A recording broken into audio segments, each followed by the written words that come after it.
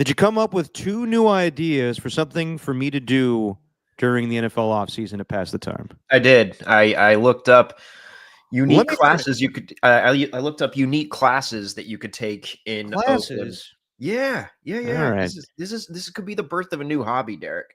Well, okay, so far we got me snorkeling / scuba diving. Is there a difference with that, honestly? Between snorkeling and scuba diving, Well, scuba diving, you're going like deeper in, right? you are going fully in. Yes, you have like a whole tank. You got the scuba suit. You got the all the accoutrement. Whereas the snorkel, you can just go out there with the goggles and the little Yeah. tube, and you just float on the top. But we're talking like me, like doing the whole enchilada, scuba diving. Yes, I mean Okay. snorkeling is just an easy.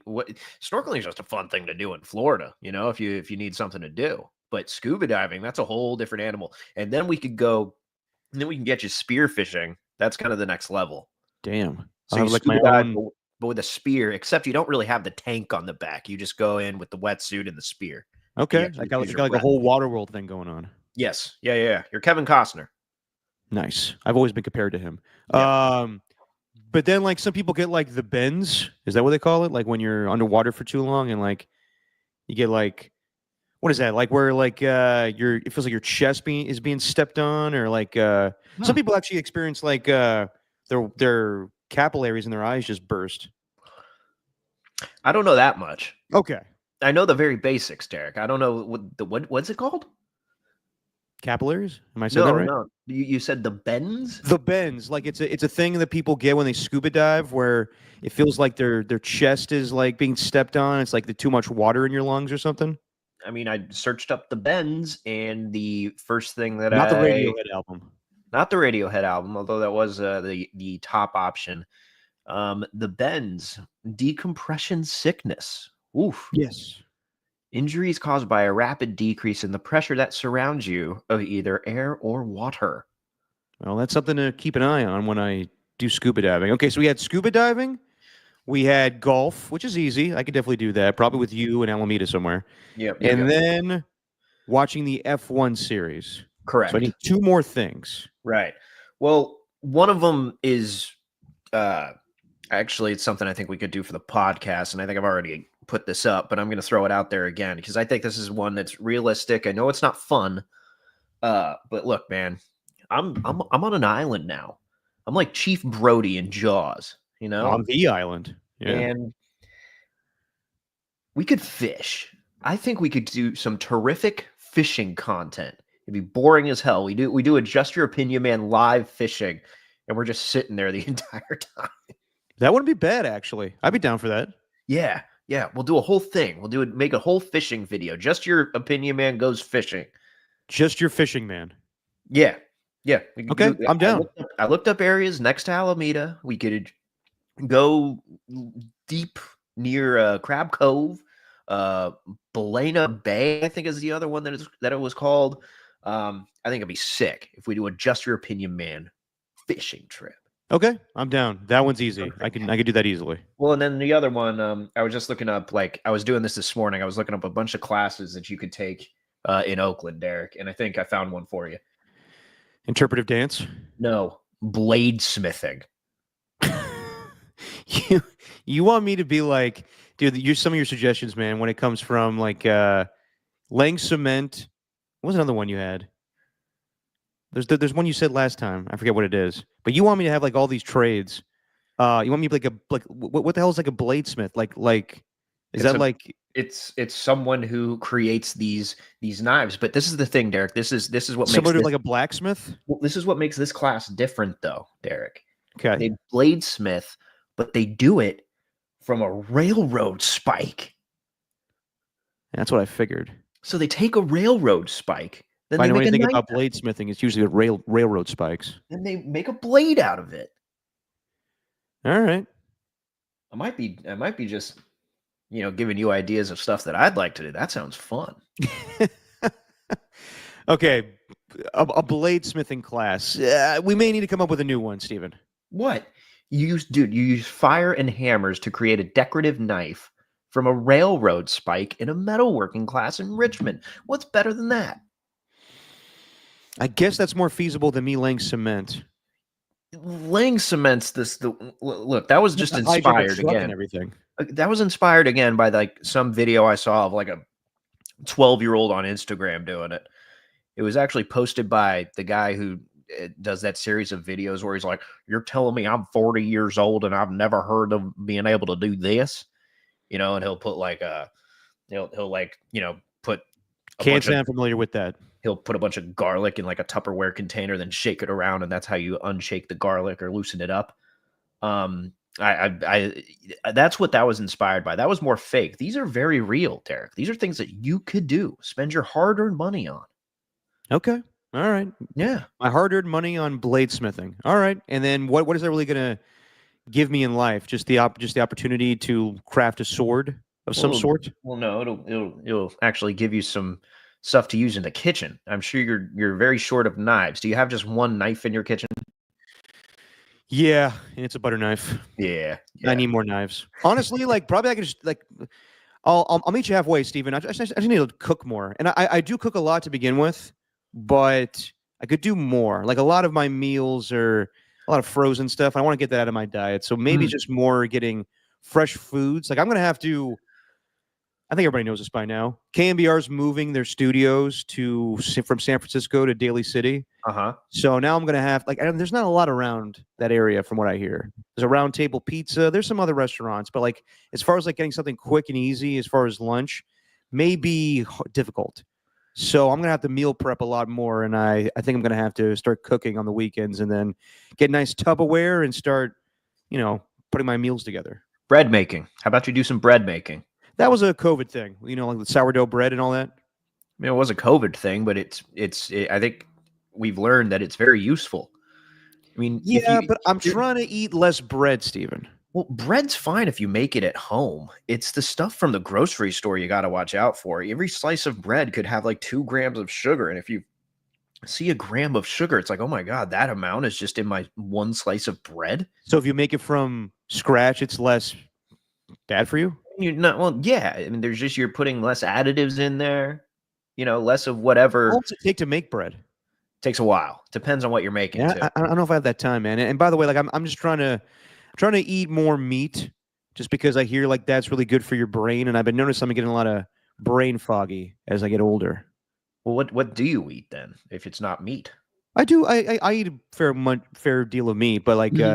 they say, if you eat like more of it, then Right. you're clear. Your mind's more clear. You can think better. Okay. Well, if you're going to look up that stuff, man, Die I more.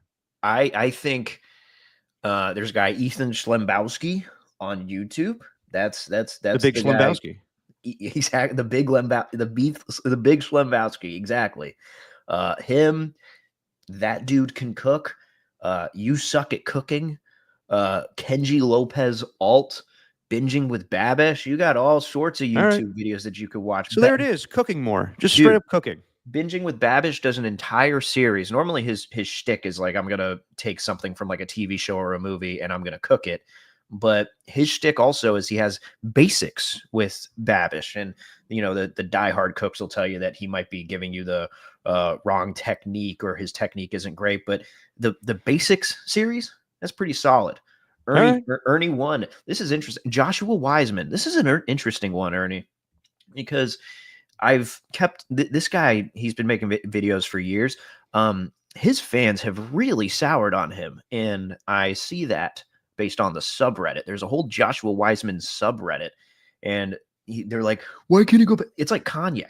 Why can't he go back to the old videos? Why can't he do this? Why can't he do that? People have soured on Wiseman, Ernie. It's an interesting little detail, little Kind of like development. James Wiseman. Exactly. Yeah. Same exact thing. No, I mean, I do like, we talked about it before, but like, I do like watching. I don't have TikTok, but I think like TikTok has kind of seeped over into YouTube Shorts now, where I see like, there's this Asian guy who like has like these really cool videos where it's like him like doing like real fast like montages of how he makes his food. So now I've learned techniques where like you poke holes in your chicken before you cook it, Right. or like just different things. Like you probably seen it, Steven, where it's like really good like sound effects while he's making the food. What, But it's Zach not Choi? Zach Choi? Would you yeah, eat Zach this? Choi. Yeah, that's it. What, the guy that just deep fries everything? He deep fries a lot, but I'm not trying to deep fry. Like I like his method of how he cooks chicken, and there's some good, like some solid techniques of different recipes even for different types of food. Oh yeah, man. The key though, I think like you can do the recipes all you want, but then like you'll get stuck with a whole bunch of random ingredients that you will never use again, and then they end up going bad, and then you're just like kind of wasting food. The Yeah, key is I to am kind of wasteful when I get groceries because I just get a key, lot of stuff that I end up cooking. the key is to just to buy a couple of things, learn a little bit about each type of food. I got a whole framework, Derek. I'll send you I'll send you this whole thing. Techie does have a good suggestion here. I don't know if I want to make this more public, but off-season activity: create a porn viewing blog. Mm, I mean, we do already have the blog, and not many people read that to begin with. So I can just start reviewing porn in there and just your porn, man. just your porn, man. Yeah. Not a bad idea, Tacky. And by the way, Tacky says, "Isn't fish also good for the brain?" Yes. That's why I'm making more salmon these days. Salmon, very tasty. Delicious. All right, off-season activities for me aside, just your opinion, man. Stephen Langford, Derek Papa. Today is a big day. Why? I'll tell you why. Because it is our award show, the second annual JYOMMys. We started this thing a year ago. We created some categories that we think fit the theme of our show. We got some categories such as prediction of the year, dumbest story of the year, sound of the year, impression of the year, sports moment of the year, jackass / Sean Fisher award. We usually do that every week, but we'll get somebody that actually fit that award for the entire year. And then, of course, Opiner of the Year. And we'll announce that today as Ernie Chavez took that prestigious award a year ago. We'll see if he claims the throne once again or if there's a newcomer who we feel basically is our biggest fan, our mascot for Just Your Opinion, man. So we'll get to that award ceremony later, Steven. I'm excited. We got As you quite a should bit. be. We got quite a bit. We do. On the same day as the Oscars. Yeah. And I'll admit that I haven't seen basically any of these movies, but I do love the Academy Awards. So we'll go through and see. We'll do like our own wins or wangs edition of the Oscars, where we'll pick who we think is going to come away with some of the big awards, like Best Picture, Best Actor, all that stuff. Even though you haven't seen any of them. Well, like, dude, like as the years have gone on, I've seen less Oscar movies. Like a year ago, what was it? Was it Oppenheimer that won everything? Yeah. Yeah. So Oppenheimer, I saw in theaters. Killers of the Flower Moon, I saw in theaters. Besides that, I also saw, what was it? Poor Things. This year, I haven't really had an interest to see any of the Oscar movies. Like the big, like the movie that's like the heavy favorite is The Brutalist, and that's like 3.5 hours long. Dude, the thing with that is they've made it like really hard to watch that. Yeah. It's like you got to go, 3.5 hours. You got to sit through an intermission. Like I love movies as much as the next Yeah, a whole person, intermission. but it's like I don't want to do that. Like No. that takes up a lot of time. Yeah, no, like even like seeing Killers of the Flower Moon last year for 3.5 hours. I was like, I love Scorsese, but like that's a long time in the theater. Yeah. Now it took flew forever. by because it's a good movie, but yeah, I don't know if I have the time to see Brutalist, and I haven't really been clamoring to go watch A Complete Unknown, the Bob Dylan movie. That's something I can easily stream when it's available. So yeah, I've been less interested in Oscar movies these days, and there's a lot of movies that come out that I watch that I'm like, this is pretty good, and it never gets any Oscar love. Right. So we'll get that a little later when we do a little mix of Oscar predictions and pop culture catch up. But before we get to all of that, big old news in the NFL. We've been waiting for this quite some time, pretty much since the season ended, or actually the day of the Super Bowl. There was this news that Deebo Samuel wanted to be traded. He told John Lynch and Kyle Shanahan that he wanted a fresh start. And the last combine presser that John Lynch spoke, he spoke about how he wanted to grant that to Deebo Samuel. And I thought that when the season ended that they were going to move on from Deebo. I kind of even thought about it during the season where he looked kind of disinterested, even back last offseason during the draft where, there was rumors about him getting traded and him telling Diana Rossini he knows what kind of season it is. So no surprise yesterday when it comes out that Deebo Samuel has been traded for a 5th-round pick to the Washington Commanders. And we got some reports prior to yesterday that could be on the horizon. Jordan Schultz, when he's not battling Ian Rappaport in reporter supremacy at Starbucks. Yeah. Matthew Berry, he reported that that the Commanders and Texans were interested in Deebo Samuel, and that's no surprise with Wow. D'Amico. I know D'Amico Ryans having a connection to Deebo, and obviously Adam Peters knowing Deebo from his days with the 49ers. And then Matthew Berry, I think on Friday, who's not really like a insider or like knows much about like, behind the scenes. Like he's a big fantasy guy, but he said like prepare for the 49ers to trade Deebo Samuel, not release him, trade him the next couple days here, and then the next day it happens. So, Steven, your thoughts on Deebo Samuel being moved for a 5th? Actually, I was surprised that they were able to strike a deal. I thought he would be one of those post June 1st designation releases. Like I thought he was going to get cut. I didn't think they were going to be able to find a suitor for him.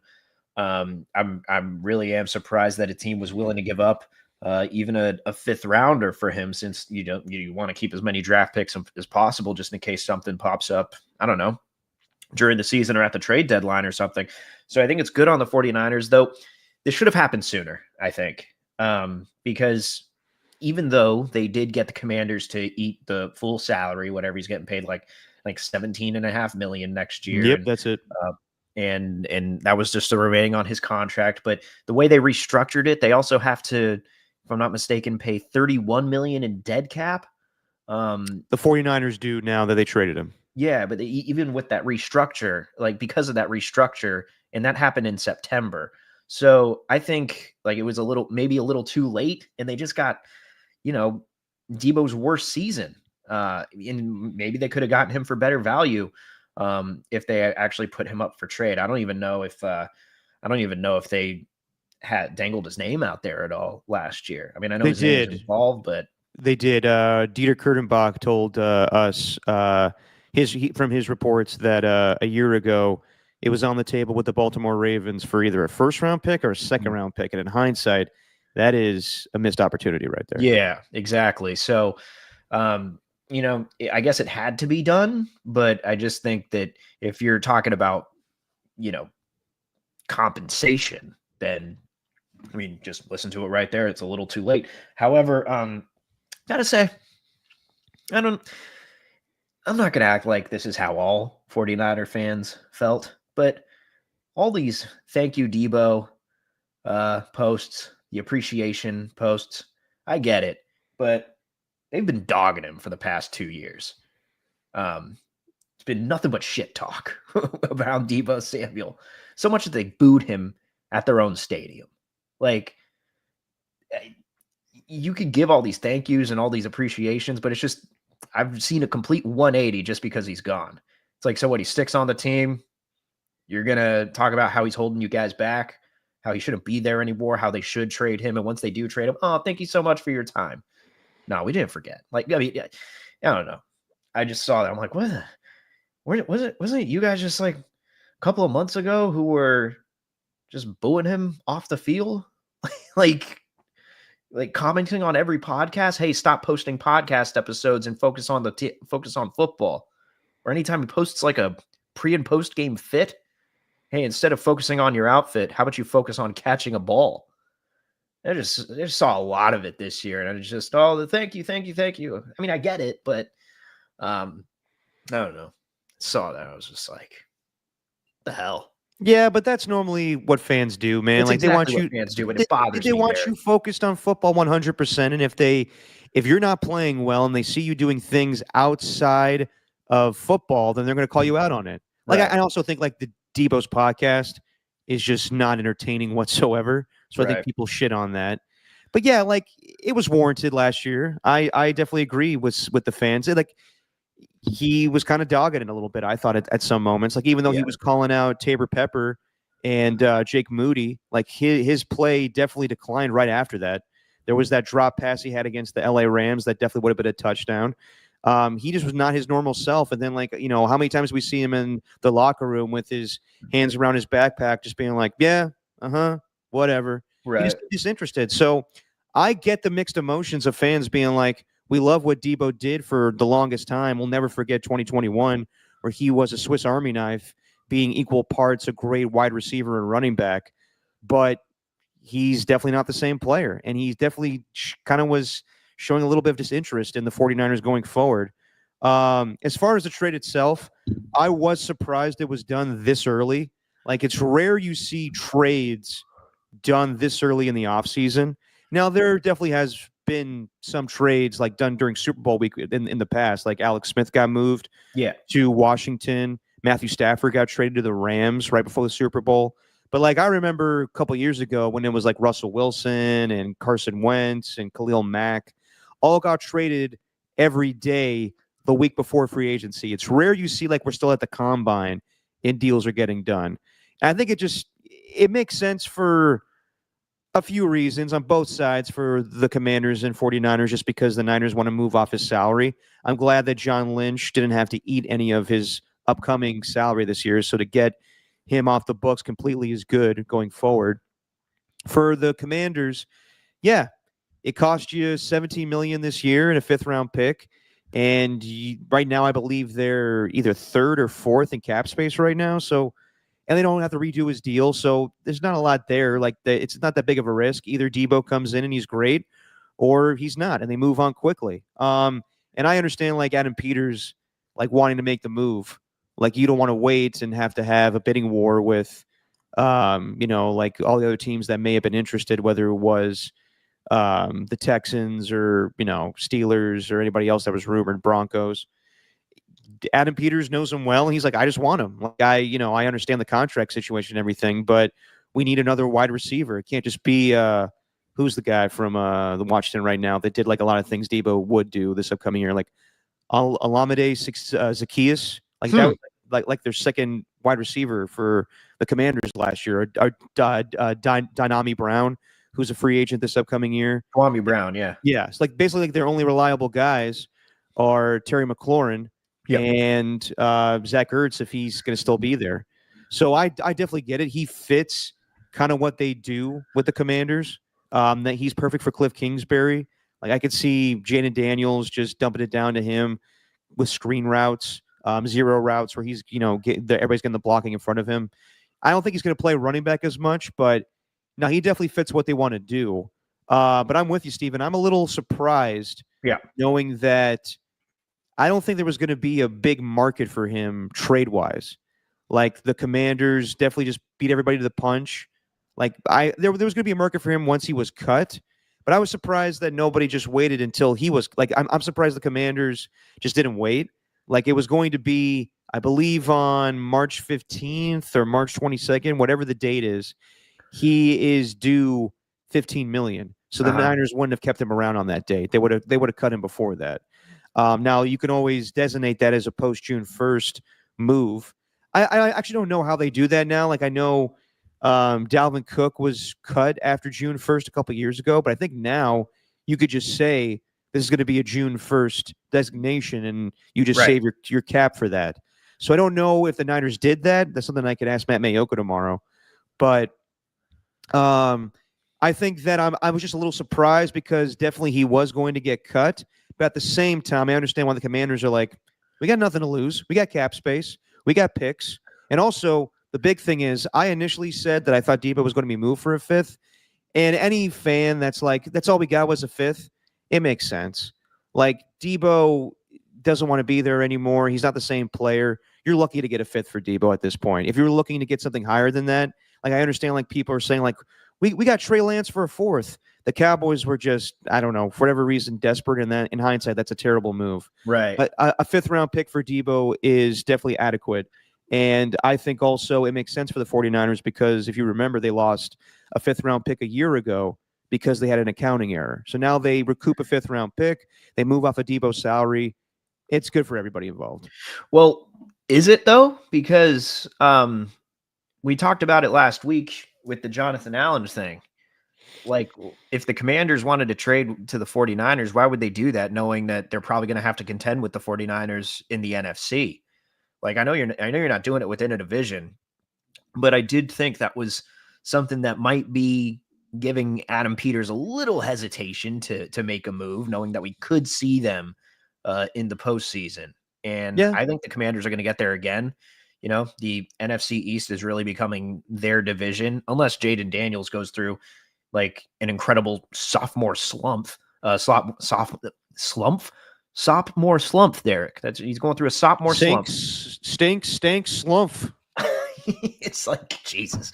Unless he does that, then they're probably going to take the division. So I guess it's mutually beneficial, but you know, this could also benefit the Commanders more in the long run, or John Lynch finds another steal in the 5th round. You know, like Yeah. I mean, it all depends on what their draft pick looks like, I think, for me to officially say, like, no, this is a good thing for the Niners. Like, if they mess up the draft pick, then it's kind of like, all right, well, I mean, it's not pointless. They got something for him, and that's what matters. They wouldn't have a draft pick without this trade. But still, you know, I could see this hurting the 49ers in the postseason, potentially. I'm not saying it's going to happen, but Deebo could be one of those guys who has a huge,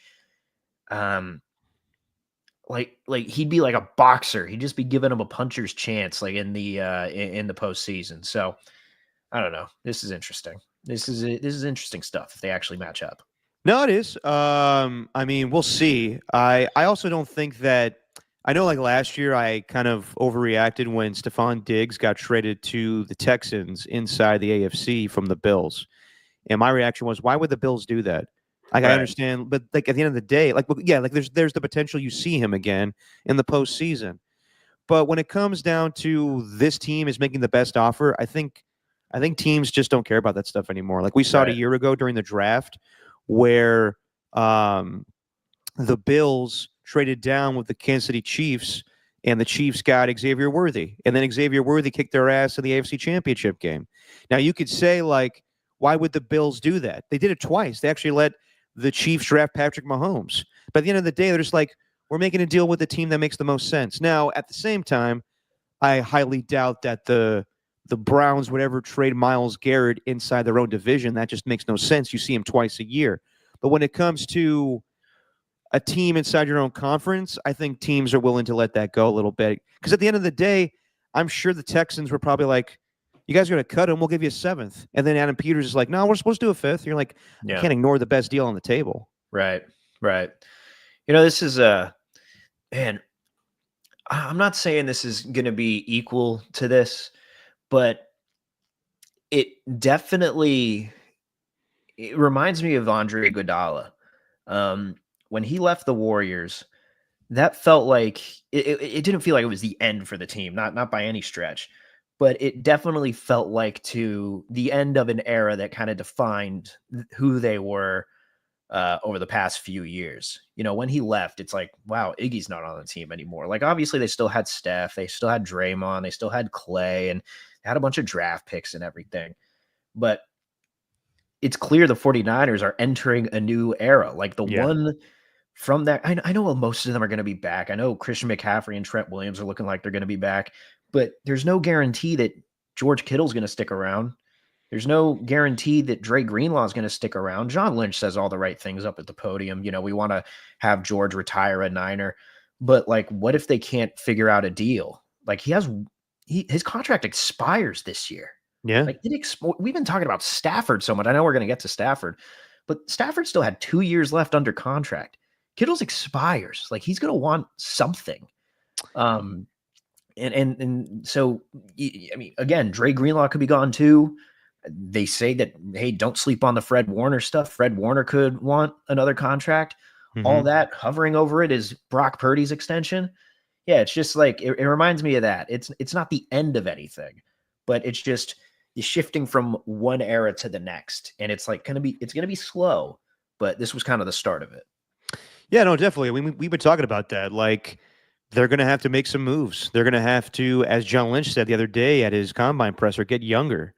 So, yeah, they're going to have to make some hard decisions. That's why I've been saying, like, I don't think they're going to trade George Kittle, but also wouldn't be surprised if they just let his contract expire. Because they have to figure out, like, what's the long-term goal here? Are we going to put more money into guys that are getting older? Like, I know George Kittle had an amazing all-pro season last year, but I know some people were kind of like reacting to him. I think it was on the Kay Adams show where he was like, "Yeah, we're talking about a contract," and then people were like, "Oh, so that's good. That means they're going to give him a new deal." I don't know about that. I still don't know if they're going to give George Kittle a new contract, and I don't know about Dre Greenlaw. I would assume they want him back, but I think it's going to be at the right price. I still think it's going to be a 1-year deal. He has to prove it medically that he's okay going forward. Trent Williams, yeah, it sounds like he's all systems go. Like John Lynch pretty much said he's coming back. But yeah, I mean, we knew that's why, like, when we got to the offseason, I kept saying they're going to trade Deebo, and everybody, like at KNBR, was just like, no, they're not trading Deebo. And I'm like, I think they are because it makes sense. He's diminishing as a player. They have to move some salary. They can't keep everybody. Like, they have to make some hard decisions, and they've been planning for this a year now with Purdy and the IU contract, which we'll get to that in a little bit here. But no, they have to. They know that they're planning for the future. That's why, like, it took so long to get the Ayuk deal done because they have to pay Purdy, and it's going to be basically, you get your long-term quarterback, but it's going to be at the expense of other players. So we'll see where that is. Just as far as Deebo's time with the 49ers, I mean, he was huge. He was different. Shout out to our guy Tommy Call. I remember when I remember him going to, what was it, the Senior Bowl? He was Senior Bowl, yeah. In Yeah, Mobile. dude, he was the first person on Deebo Samuel. Like, I remember him coming back from the Senior Bowl and being like, this guy is going to be a great player. Yeah. And sure enough, the Niners drafted him. Sorry, were you going to add something there? Yeah, we just had a weekend show once, and he said that Deebo gave this look in his eye where he was scared to interview him because he looked like he not scared to interview him, but intimidating. Yes, he was very because I mean at the time Tommy was like, I don't know, what was he? It was 2019, so Tommy was like, or 2018, so Tommy was what, 25, I think, or something like that, which is insane to think about. But he's like, dude, Deebo just has this look in his eye where he just wants to run right through you, even if you're interviewing him. Yeah. So yeah, he had that early on. No, but then Tommy called that one, and then Tommy called. And then Deebo got drafted, and he made an impact early on his rookie year. They go to the Super Bowl. And then, yeah, dude, I'll never forget that 2021 season, man, with them having running back issues. And he did something that hasn't been done since like the 1960s when it comes to being, equal parts a great running back and wide receiver. Like, I know some people compared him to Cordero Patterson. It wasn't even close. Like, Deebo was dominant and like scoring touchdowns and this, like, at a rate that like we haven't seen since like Lenny Moore in the 60s, a guy that was doing both wide, like being a receiver and running back. Cordero Patterson also he transitioned into a running back because like that's all he could do. Yeah. He couldn't get any separation. Like, he was at the end of his career, so they were just finding new ways to use him.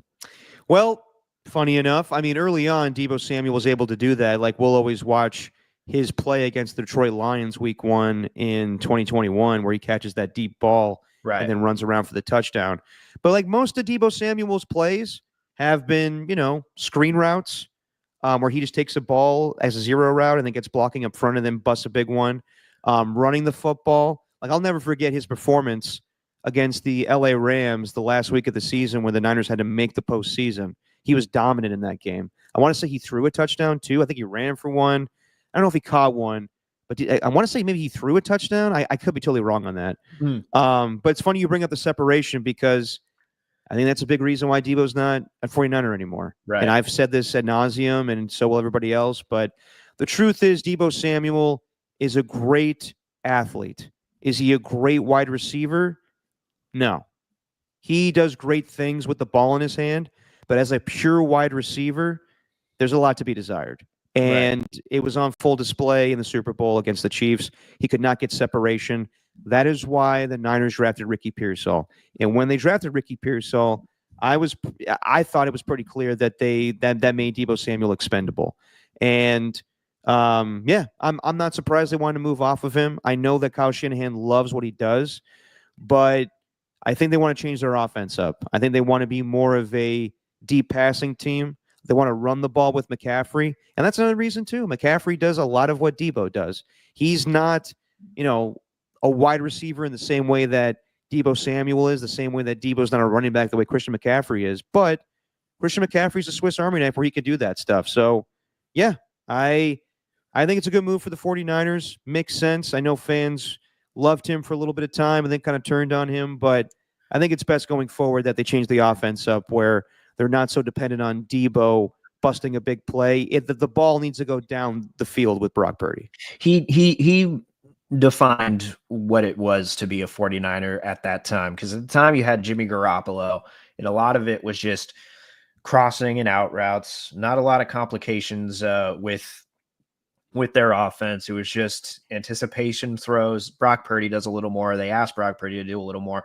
Actually, I'm wondering if they're going to dial that back a little bit just based on how his season went this year. But that's a different conversation for dial what back? Just the playbook. Simplify it a little bit. Not Okay. give him as much to deal with, because I think we saw it we saw it this year. He had a lot on his plate, and I think he was overthinking personally. But maybe I'm overthinking that. I don't know. But I think he really, like, him and Kittle, like the two plays, like, I'm gonna always remember, because my memory's not great, I'll be honest, which is not good for sports radio or radio in general. But the two plays I'll always remember with the 49ers from those times, the first was Kittle in that run against the Saints. That's number one, the catch and run against the Saints, which pretty much saved their season. And number two was Deebo trucking the hell out of whoever that Falcons safety was, to the point where he knocked his mouthpiece out. I don't remember who that was, but I was just like, oh my God. And that was that 2021 All-Pro year. If I'm not mistaken, it could have been the following season. But I think you're right. That was unreal. And that's what the 49ers did at that time. They just punched you in the mouth, and they were just going to be more physical than you were. Now that they're a little older, there are other teams that are catching up and teams that can keep up with them for all four quarters. But I'll just always remember those two plays. And Deebo was just such a huge part of that in the early 2020. He was just so crazy. Like, everyone, I remember training camp, man. I remember going to training camp. It was the year when he was holding out, couldn't get the contract extension done. So he was working off to the side. But everyone on the side was like, just watching him, and could you imagine having to stand in front of this dude? Like, he's just so stocky, just built. I know people made fun of him for being overweight, but I hate when we do that to athletes. Like, these guys are professional athletes, and we're all slobs. Like, come on. You know what I mean?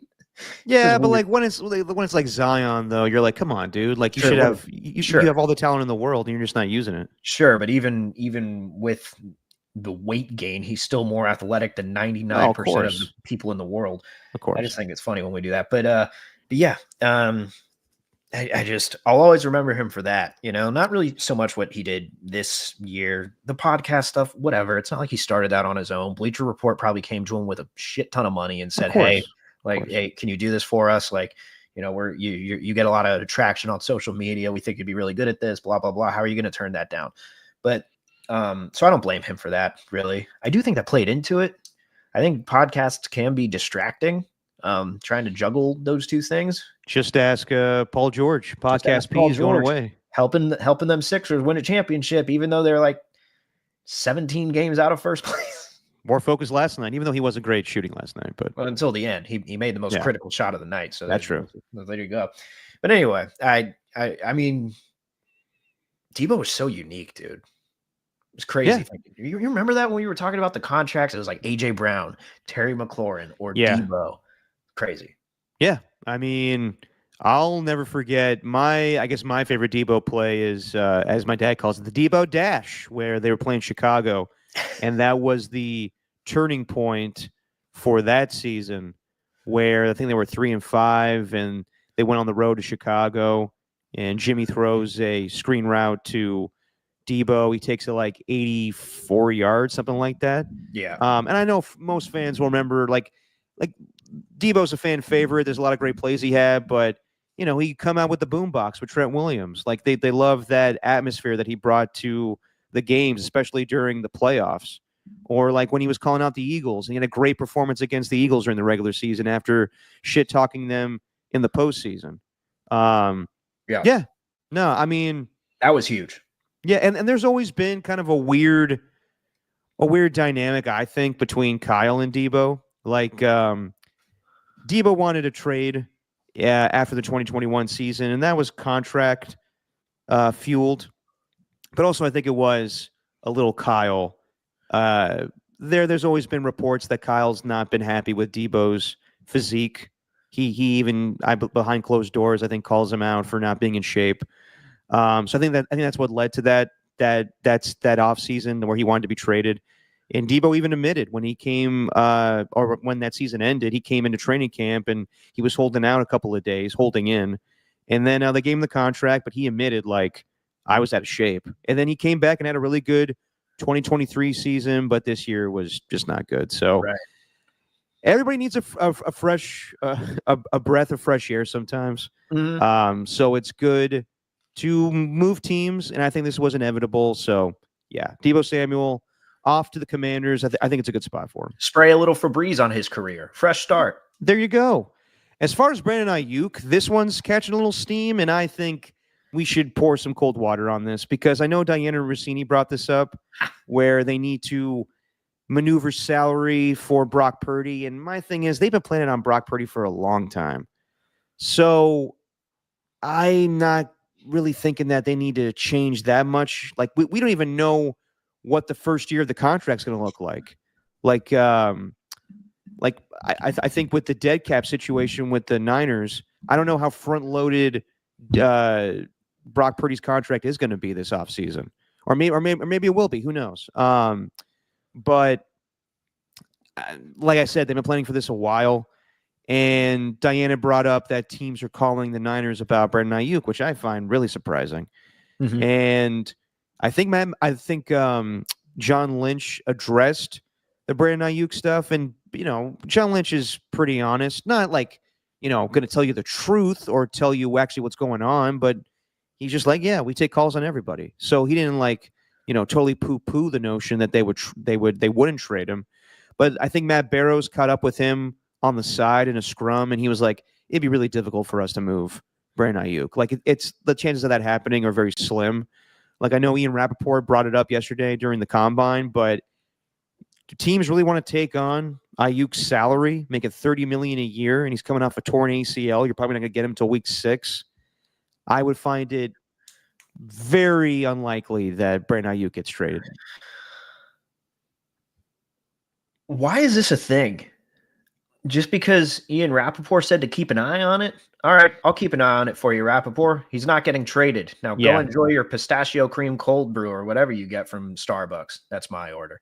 But he's not a Starbucks guy anymore, man. He's all Dunkin' Donuts. Oh, he's all Dunkin' Donuts now. You see that? Like, and every it got a little annoying after a while. Like, every hit he did was relating to the Jordan Schultz fight, and then he kept saying like, yeah, Dunkin' Donuts, great coffee, because Jordan Schultz's dad owns Starbucks, or did at one point. Right. No, he's the CEO. He still is. Howard Schultz. Howard Schultz, which is wild. I didn't know that until this year. That's like the most interesting thing that happened at this combine so far. But not Isaiah Boyd saying he's gonna beat Xavier Worthy's 40 time and not even coming close to it.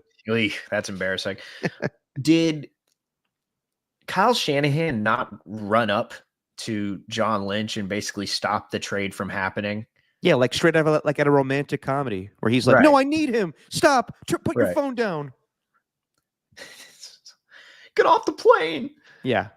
Dude, how would they trade him? Kyle Shanahan would not be okay with that, first of all. Right? Like, if Shanahan did that, right, to go and keep him, it seems like he's the only one who likes Ayuk, whereas the rest of the staff don't. Like, that's the reports, right? Is that a lot of the front office and everyone was really unhappy with the contract they gave him? I don't doubt that. But I would say that Kyle probably didn't love the contract either. And also the whole notion that John Lynch makes the calls when it comes to this stuff. Like, I've been on record. I think that Kyle wanted to draft Mac Jones. And then everybody around him has told him it makes most sense to go with Trey Lance. And he was okay with that. I think Kyle calls the shots the majority of the time.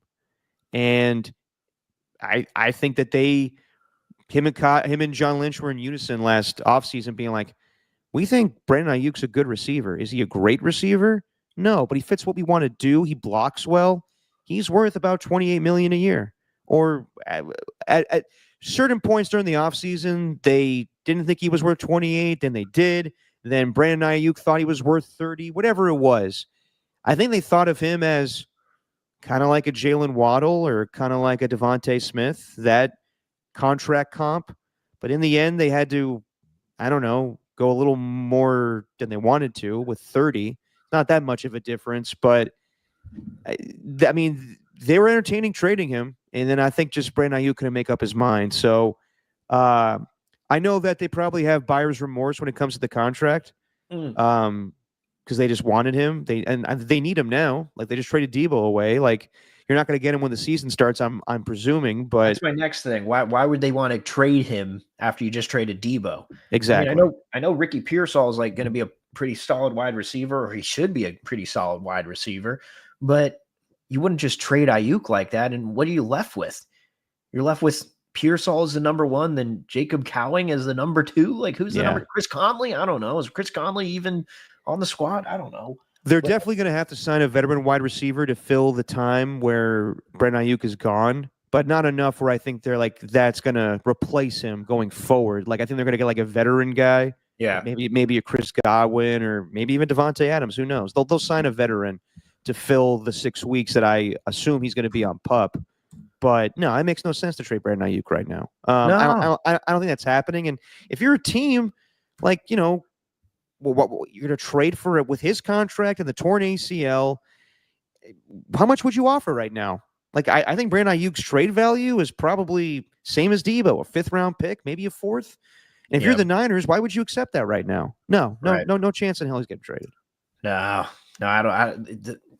They're just trying to create nonsense because there's nothing going on at the combine right now. There's nothing of interest. People don't tune in to watch that stuff anymore. They could see anything online that they want to. I don't know, Steven, the ratings do well for the combine. Ugh. Makes me sick. I'm just telling you, man. What? I'm just telling you. I had it on a little bit yesterday. Not like I was, like, you know, focused on it so much. Oh, look at his feet. Oh, look at those glutes. Look at those quads. Why make it all sexual? Why else would you watch it? You tracking each and one of their dash times? Yeah, I feel bad for the Gregs, or mainly just Greg Silver yesterday, being at the combine with my dad and him just probably creepily being like, look at his feet. Look at that bubble butt. His ass. It's amazing. Right you are, Greg. Yeah, I'm assuming Greg Silver was probably a little bit more into the Warriors game last night than watching the combine. Oh, for sure. But yeah, I mean, I get it. There's pros and cons to it. Yeah, I mean, there's not a lot of stuff going on with the combine right now. Like people are Shador Sanders comments where he was like, he sounds like his dad. The more and more I listen to him, but where he said, I mean, I like the confidence, but him saying, like, you know, does it bother you at all? Like people think of you, like people think that you're a little too cocky, and he's like, do you know who my dad is? And I was like, I get it. I appreciate the confidence. But as a fellow Nepo baby myself, that's a phrase you shouldn't be throwing around. Sorry. That's something I never want to say in my life. If you ever catch me saying, do you know who my dad is? Please slap me in the face. Right. I think you could speak on that. I mean, it's one thing you notice about people who work, especially in sports, like sports media, whose father or mother might have been involved. They rarely speak on their parents and how they impacted the situation. Like I think any other person would, like, I mean, like, for example, when Arch Manning is going to be going next year, I think he's going to go into the draft next year, right? Supposedly he's going to go the same route as a Peyton Manning or an Eli Manning, where he's going to do the full 4 years of college. Oh, okay. We'll just wait for that, because I think the appropriate answer, not the appropriate, but I think the answer that would kind of just keep him off you, you know, like draw fewer critics would be, look, I know who my dad is, but I want to forge my own path. Like I want to be myself, instead of saying, do you know who my dad is? I know how to handle this criticism. Just go the Stephen and Clay route. Your dad was also, like, you know, the greatest athlete who ever lived. It's a little different. Yeah. Because the criticism for him didn't really seem warranted, seemed more hater-ish, whereas you're still a quarterback with a lot to prove. Yeah. Criticism might get some articles written about you where they're trying to tear you down because, well, you're just not playing very well. Yeah, I mean, Dion, I think he went fourth in that 1989 draft. Yeah, he was an all-time athlete coming out of college. Yeah, And a sure thing. Shador is, people think he's going to be good, but I don't know if he's a sure thing. right. Yeah, it's still not a guarantee. Yeah. Anyway. Let's talk about Matthew Stafford and the big old cock tease that was this past week. I don't think you and I were really buying into it that much, just because we were just like, why would Matthew Stafford want to come to the Raiders? Like, I understand like Tom Brady's appealing, but like it makes more sense to stay on the Rams. And financially, if they're going to offer you $50 million a year, then I get that. But like, what's more important to you at this point in your career, money or like winning a Super Bowl to end things? Right. So I listened to my dad and Greg Silver did a great job at the combine, kind of going through this story. Vinny Bonsignore was on with them and basically saying like, I think this is going to happen. I think that Matthew Stafford is going to get traded to the Raiders Yeah, he thought kind of knew it wasn't after hearing that. Yeah, exactly. Raiders reporters don't exactly have the best track record so far. Yeah, I'm like, that's my thing. Like, I wasn't getting my hopes up because everybody, like, it wasn't just Raider reporters, but like Ian Rappaport was like, I think that Ben Johnson's going to the Raiders, and then that didn't happen. So maybe the Raiders have just been used for leverage this whole offseason now. Yeah. But yeah, Vinny Bonsignore thought it was going to happen. Even Mike Silver, sitting with the Gregs, was like, I think more likely than not, it's going to be that Matthew Stafford leaves the Rams, because I think we all thought, like, why would you go back when they give you the opportunity to talk to other teams? And the truth is, just Matthew Stafford had no intention of ever leaving. He just wanted to see if he can probably pressure the Rams into giving him more money. So yeah, Friday comes out, Matthew Stafford and the Rams are going to rework their deal. And yeah, he's going to be the quarterback probably for the rest of his career for the next 2 years, probably. It sounds like he's going to make something around $40 million, which is way less than what the Raiders and Giants were offering. But whatever, he's got a great chance to win. Like, they were the closest team to beat the Eagles in the playoffs. So why wouldn't you continue with that? And I know like they're going to cut Cooper Kupp or trade him, most likely cut him. But he Puka Nacua and him have a good relationship right now. Demarcus Robinson's a good receiver. He'll be fine.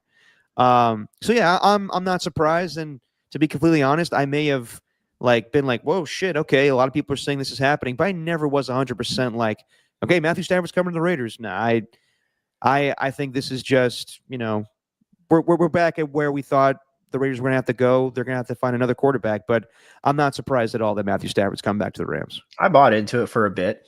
I bought into it because I was feeling, look, man, I know we don't value running backs that high anymore.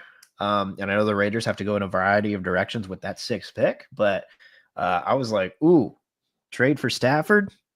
You'd probably have to trade a first rounder this year to get him, but maybe. I don't know about that. I don't know about that. Maybe, but I don't know, whatever. You keep that first round. Don't say Ashton Genty at 6. Ashton Genty? Yeah, that's so high. But I know Jahmyr Gibbs when it's 6'2". Yeah. We have this preconceived notion about running backs and where they should be drafted. We don't value them highly. Well, look at where Saquon's at right now. Look at the tides are turning, I think, with the NFL, and running backs are coming back into the mainstream. I hear you, man, but at the same time, is Saquon without the Eagles drafting Cam Jurgens or all these offensive linemen? True. Yeah. But imagine Ashton Genty running behind Jackson Powers Johnson, JPJ. I mean, the Raiders have pieces in place on that offensive line, but I don't think that's the priority right now. Yeah, maybe not. And then I hear this running back class is not bad either, so you can find running backs later on in the draft. But yeah, man. I mean, yeah, I'm not surprised at all that Matthew Stafford went back to the Rams. My only thing is, are they making it so secretive about what he got? Because I guess all the insiders, like, this is what I can't stand, is everybody like they're kind of in on it, and I know that's kind of naive for me to like realize that, but like for all of them to be like, yeah, this could happen. This could happen with the Raiders. The next day, it's like, oh, he always was going back to the Rams. He always was going to go back to the Rams. Like Peter Schrager, like basically knew the whole thing before it happened. Right. Good Morning Football. But I just want to know, like everybody's like, yeah, the details of Matthew Stafford's contract won't be revealed until the first day of free agency. I'm like, well, what the fuck? Yeah. Why? Peter Schrager's was actually most telling to me. Yes. In the morning when he basically said, like, He's best buddies with Sean McVay. So when he says, I have a good feeling that Stafford's coming back, I'm like, well, there you go. yeah, like when he said, like, why would he want to upend his life at 37 years old and just move to Vegas with teams that haven't made the playoffs in the past few years? It's like, wow, geez, that was brutal. That's literally a text that probably Matthew Stafford sent to him. but you kind of felt like, okay, yeah, this is trending in the way of the Rams for sure. So just real quick, we've been hearing things about Sam Darnold with the Raiders, and we'll find out in the next couple of days here because the deadline for teams to place the franchise tag on a player is Tuesday. The only ones that we know for sure are going to happen are Trey Smith with the Chiefs, and it sounds like the Bengals are going to tag T. Higgins again. We'll see. Yeah. There hasn't been a lot about Sam Darnold being tagged by the Vikings, but it would make sense because, if you want to keep him and you're not comfortable about J.J. McCarthy yet, and there's going to be a market for him. So if the Raiders have to move draft capital to get Sam Darnold, I don't know if that's worth it. It's kind of easier when he's a free agent, but also Kevin O'Connell basically told everybody, I think at the NFL Honors, he has the right to test free agency. So I would say Sam Darnold's probably number one for the Raiders. I don't think it's like the best option. I think it's the best fit. And it makes sense as a bridge quarterback, and they probably will draft Shador if he falls to 6. That's the thing. Yeah. That's the thing. My question is, what do the Giants do? Because it seems like it's a done deal here that the Browns are going to be taking Cam Ward. Like, You think so? I think so. It seems like Cam Ward's going to be the higher pick, just because I don't think a lot of these teams want like the baggage that might come with having a guy like Shador, because it's just going to be nonstop questions about how he's handling everything. Like I don't think they want that. I really don't think teams want this, especially the Browns. Like the Browns do not need any more spotlight on their quarterback decision-making. Like they want to go with what you can think is the safer choice. And I think Cam Ward is that safer choice. I also would assume that they're going to be heavily in on Kirk Cousins when he does get cut. And that's going to happen. I know that Terry Fontenot's like, well, nope, we're going to pay him $30 million a year to be our backup. No chance in hell that's happening. Right. And he shouldn't accept that, but because they screwed him over, they really did with that Michael Penix draft pick. Like they screwed him over. But if the Giants actually do go after Aaron Rodgers, I mean, there's been talks of that. If they make that happen, then Shador might be dropping to 6. Then in which case, I would be okay with them drafting Shador and then taking a chance just with Marcus Mariota. Like I said before, have Mariota, have him come in and help Shador learn Chip Kelly's system. Don't have him play, and just have him in the same exact role he was with the Commanders, where you're just paying him, $5-6 million a year just to be a backup kind of mentor / coach. I don't know, therapist, whatever he needs to be, because Marcus Mariota is a really good guy who, by all accounts, on what was it called, on the quarterback show, he doesn't really seem to care that much for winning or football. He just seems to be he just loves to be there by the looks of it. Marcus Mariota. The quarterback show on Netflix. Yeah, quarterback. So bring him in with that role. I think that's like my number one thing. Sam Darnold will be cool, but I just don't know what he looked like. Like he worked perfectly in Kevin O'Connell's system, and he was great with an elite wide receiver in Justin Jefferson. And also, run game wasn't great. Aaron Jones was really inconsistent, and that offense kind of ran through Sam Darnold in the passing game. I guess that's kind of counterintuitive to say. The offense ran through the passing game. And they had an elite offensive line. They were fantastic. They had a couple of injuries later in the year. So I think I think that'd be my number one option, is if you can draft a quarterback, then get Mariota to back him up. Darnold might have to be an option though, if they can't land one at 6. Because the thing with like the quarterbacks in the lower rounds, they might be good in the NFL, but they need some time. And I just don't know. Like, I guess you could sign Darnold and then draft a quarterback like Jackson Dart, who apparently Chip Kelly, he has a relationship with Chip Kelly as well, and Mm. Jackson Powers Johnson. He spoke about it at the combine. I bet you he really wants to go to the Raiders. I'd be okay with that option too. Would Sam Darnold being the starter? I think I'd be okay with that. It's not bad. It's not bad at all. It's just like they can't wait until the draft to pull the trigger on a starter in free agency. So Right. I figure, yeah, I'd say like right now, I think Sam Darnold's probably the favorite to be the Raiders quarterback, just given his relationship with Chip Kelly. And I misspoke last time we were on where their timelines where Sam Darnold was at USC while Chip Kelly was at Oregon. There's the timeline's way off there. But he knows. I mean, I'm sure Chip Kelly is familiar with Sam Darnold at USC, just being a Pac-12 coach. So yeah, I think that we'll see what happens the next couple of days here with Sam Darnold if he is tagged. If he's not, then that's easy for the Raiders to just offer him a good contract in free agency. I don't love the idea of Aaron Rodgers with the Raiders. It just makes no sense to me at this point.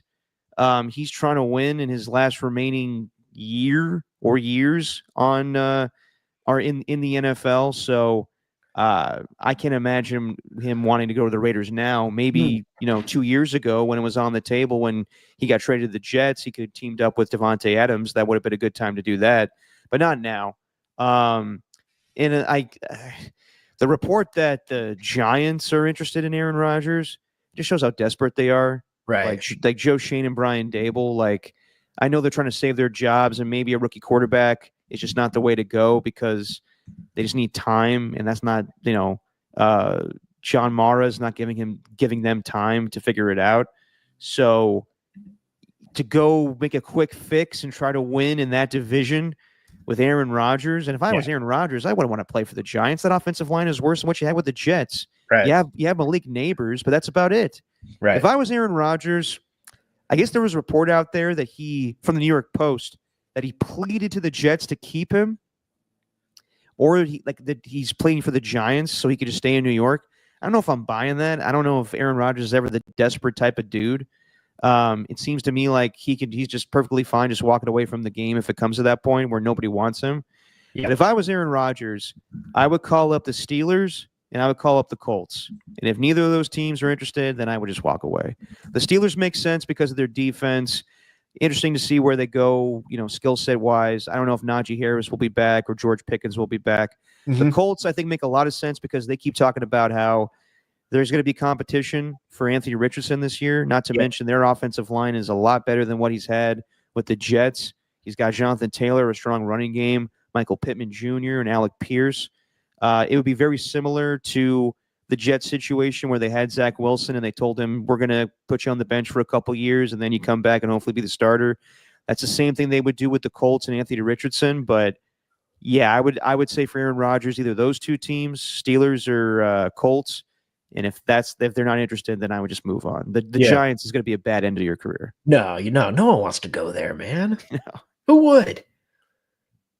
Yeah. I'd go Colts just because I'd go Colts just because of, as you mentioned, Steichen. Like other than that, though, like Steelers, Steelers just seem to be this team that's like waiting for Mike Tomlin to not get to the playoffs. But nothing's ever going to change. It's never going to change, man. They're just going to get to the playoffs every year, then lose. Yeah. Just other quick stories that came out of the combine. There's this supposed trade on the table between the Packers and Seahawks for DK Metcalf. Ooh. That was reported by two different people. I think it's Corbin Smith and a Packers writer. So both teams, beat writers, heard that deal. But then there's a Packers writer refuting the whole thing. I kind of call bullshit on it because when you hear the details, it's the Packers having to trade either a first-round pick or a second-round pick plus a receiver to the Seahawks for DK Metcalf. And I'm like, that's a lot of capital for a receiver. I don't know if that's going to happen, man. Yeah, I don't know about that one. And then Diana Rossini brought this up. The Eagles have a lot of free agents on their defensive line. Josh Sweat, and Milton Williams, not to mention Zach Bond as a linebacker. Supposedly, she's saying that Howie Roseman is willing to let those guys go in free agency if it means they can land Myles Garrett.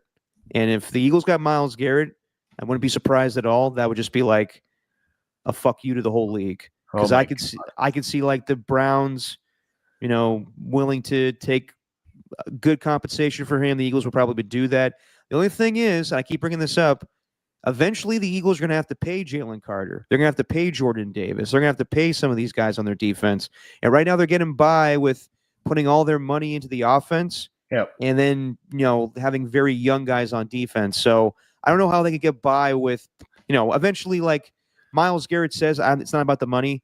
Whatever team trades for him is going to make him the highest paid player defensively in football. So if that's the case with the Eagles, I don't know how they make that all work salary cap wise. Jesus, man, that's too much to even think about. You kidding me? You kidding me? No, that can't happen. It could. Would you be shocked at all if Myles Garrett went to the Eagles? I wouldn't be. I actually I'd be shocked a little bit. I'd be shocked a little bit. Yes. I would just go, holy shit, but I'd be like, that makes sense. Howie Roseman does shit like that all the time. Yeah. Yeah. And he wouldn't be in the AFC. I guess that would be something too. Boy. The rich would just be getting richer there. Mm-hmm. Real quick before we do the JYOMMYs, Warriors last two games. I would say they're slipping a little bit. As dominant as they have been. What were they? 6-1 prior to last night. Yeah. So now 7 of 8. Yeah, they won 7 of 8. Yeah. So Thursday night, their performance against the Magic, they did not look good. Offensively, they did not look good at all. Steph Curry had an amazing game, obviously, scoring 56 points. It's always February 27th when he goes off. That's crazy, by the way. Yeah. Just like the two other games, his historic moments, basically when I think he arrived as like a superstar in this league was when he scored 54 against the Knicks in 2013. Correct. And then not to mention his performance against OKC in 2016 when they had the 73-9 season, the double bang game. But yeah, Steph Curry was amazing against the Magic. That three before halftime, the half court shot made you believe that something special was going to happen. When he got to, I think it was 8 threes or 9 threes before the fourth quarter happened, and he scored 43 points. I'm like, this is going to be another historic night. And they come away with the victory. He ends up with 12 made threes. Mm-hmm. But it was Jimmy Butler's worst performance offensively so far with the Warriors. Quentin Post was probably the second best player on the court that night shooting. But I just thought that was like the first time where they were slipping a little bit, and it took a Herculean effort from Steph Curry to get that victory. And then last night, they just don't look good without Jimmy Butler. Offensively, they just didn't have the same rhythm to them. They weren't moving the ball around. Missed layups. Draymond not having a good performance, allowing Quentin Grimes to have 43 points last night. And they were remaining in that game because he was terrible at the free throw line, but just missed opportunities by the Warriors. I can't even blame Steve Kerr for the coaching decision at the end there to challenge the foul on Draymond Green. Draymond's just too demonstrative. He's like, no, challenge that. It's clear that it was a foul. You could have used that. You could have used that challenge for the out of bounds play that it was off somebody else's fingertips. Guy Santos not being smart with not getting his feet recovered in bounds. It was just a bad game last night. Bad loss. I'm really confident in the Warriors going forward, but also I think we're also prisoners of the moment a little bit too much. I still think that they missed a golden opportunity last night to bump up to the 6th seed, but at the same time, when they don't have Jimmy Butler on the floor, they kind of revert back to the team we've seen for most of this season. So it's losses like last night that make me think maybe we're being a little too hyperbolic about this team, and they're not alone their playoff chances, but even their championship chances, as Draymond is so bold in that prediction. Well, the thing is they're back in contention though. Like Yeah, definitely. they needed every one of those games, and I don't think it's going to be as much of a cakewalk. Like I don't think they're the favorites to get the 6th seed as much as everyone thought. I think this is going to be one of the most intriguing finishes that they've had in a long time, to be So you honest. don't think it's sorry, just to go back there real quick. You don't think that it's given that they'll be out of the play-in? No, no, Okay. it's way too close. Like it's just way too close. It's way too congested in that conference to say that one team has an advantage over the other. Like it really could go either way. Like who knows, man? There's still 20 games to go. What if another team goes on a run where they win 7 of 8? Like we get caught up in this, but I think last night, dude, it showed where the Warriors had issues before Butler got, and like sure, they look terrible stuff off the court. Like the plus minus numbers and it was Stephon. Steven, your connection's kind of crapping out there a little bit, buddy. Oh no, is it? Yeah, it's come back a little bit. Let's try now. Oh no. You're better now. You're better now. Am I? Yeah. Like the plus minus numbers with Steph on the court versus off the court is fine, but like they had a chance to win the game. They couldn't close it. So nah, maybe not. Why don't you why don't you exit and come back a little bit? Oh God. All right. Yeah, it's clearing up a little bit though now. Hang on. Yep. Okay. Steven's going to reconnect. Yeah, I mean, I hear Steven, but with the talent that they have and the way that they played the last few weeks with Jimmy Butler, I would be surprised if the Warriors are still a playing team. They should be out of the play-in. They definitely should be, better than what they showed last night. Now, if Jimmy Butler though is going to miss games and is hurt, then I'm a little concerned with that. Steven's back. All right, better now? I mean, does it seem better? Yeah, you're good. I mean, I restarted the Wi-Fi. I don't know if sometimes it craps out. A lot clearer now. A lot clearer now. Sometimes it craps out. But the point I was making, simply put, they had a chance to close out the game and they didn't. And that's because they didn't have Jimmy Butler. And that made it like he just makes it so much easier on that second unit, just blowing out teams. But God, Draymond, you mentioned everything, but I kind of put the loss on Draymond. Like he had a bunch of missed layups. That foul was terrible. Yeah, I mean, what more can you say? I feel really good about them with Butler, but my internet's crapping out, isn't it? Yeah, a little bit. Oh God. Yeah, you're a little rope-tronic right now, but we'll get through it. I hope so. All right, hold on. Why don't you just come like leave the chat and then come back in, and we'll see how it goes. All right. Yeah. Jesus. Yeah, it happens. That's what happens when you move sometimes. You get adjusted to the new Wi-Fi and craps out on you. I think we totally lost Steven. It's okay. As we get prepared for these JYOMMYs, which I do need Steven for because it's a joint thing here. Oh, is he totally frozen? Steven? Yeah. Well, shit. That was everything we were going to get to before we did these JYOMMYs, and I kind of need Steven's help with that. Oh, here we go.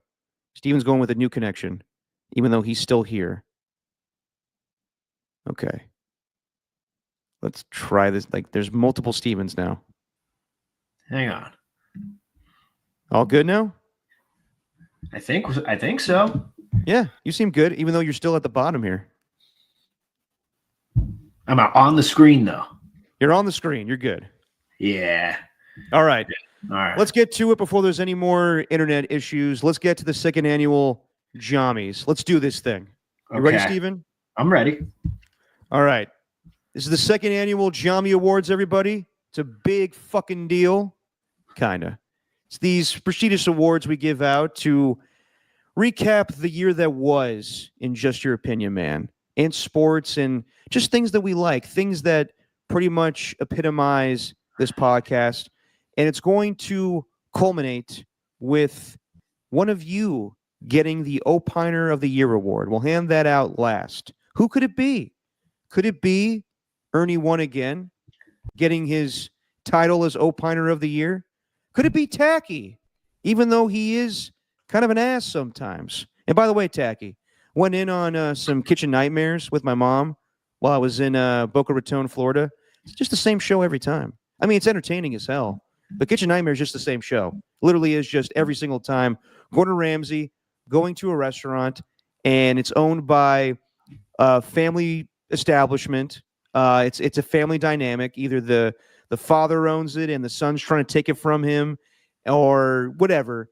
And it always, Gordon Ramsay comes in and says, "Both of you have to work together, okay? Family is very important. It's very important."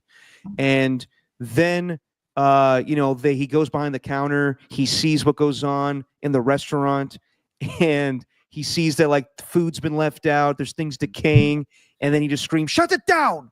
And then they shut it down. And then the magic of television, overnight, the kitchen is clean, the food is better, the decor of the restaurants all better, and then the restaurant thrives for weeks and weeks.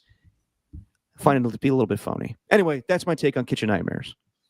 Welcome to the JYOMMys, everybody.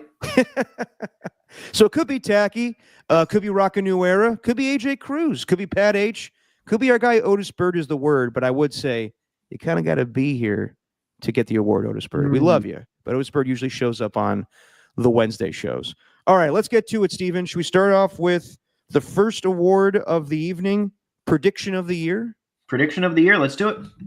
That's just like your opinion, man.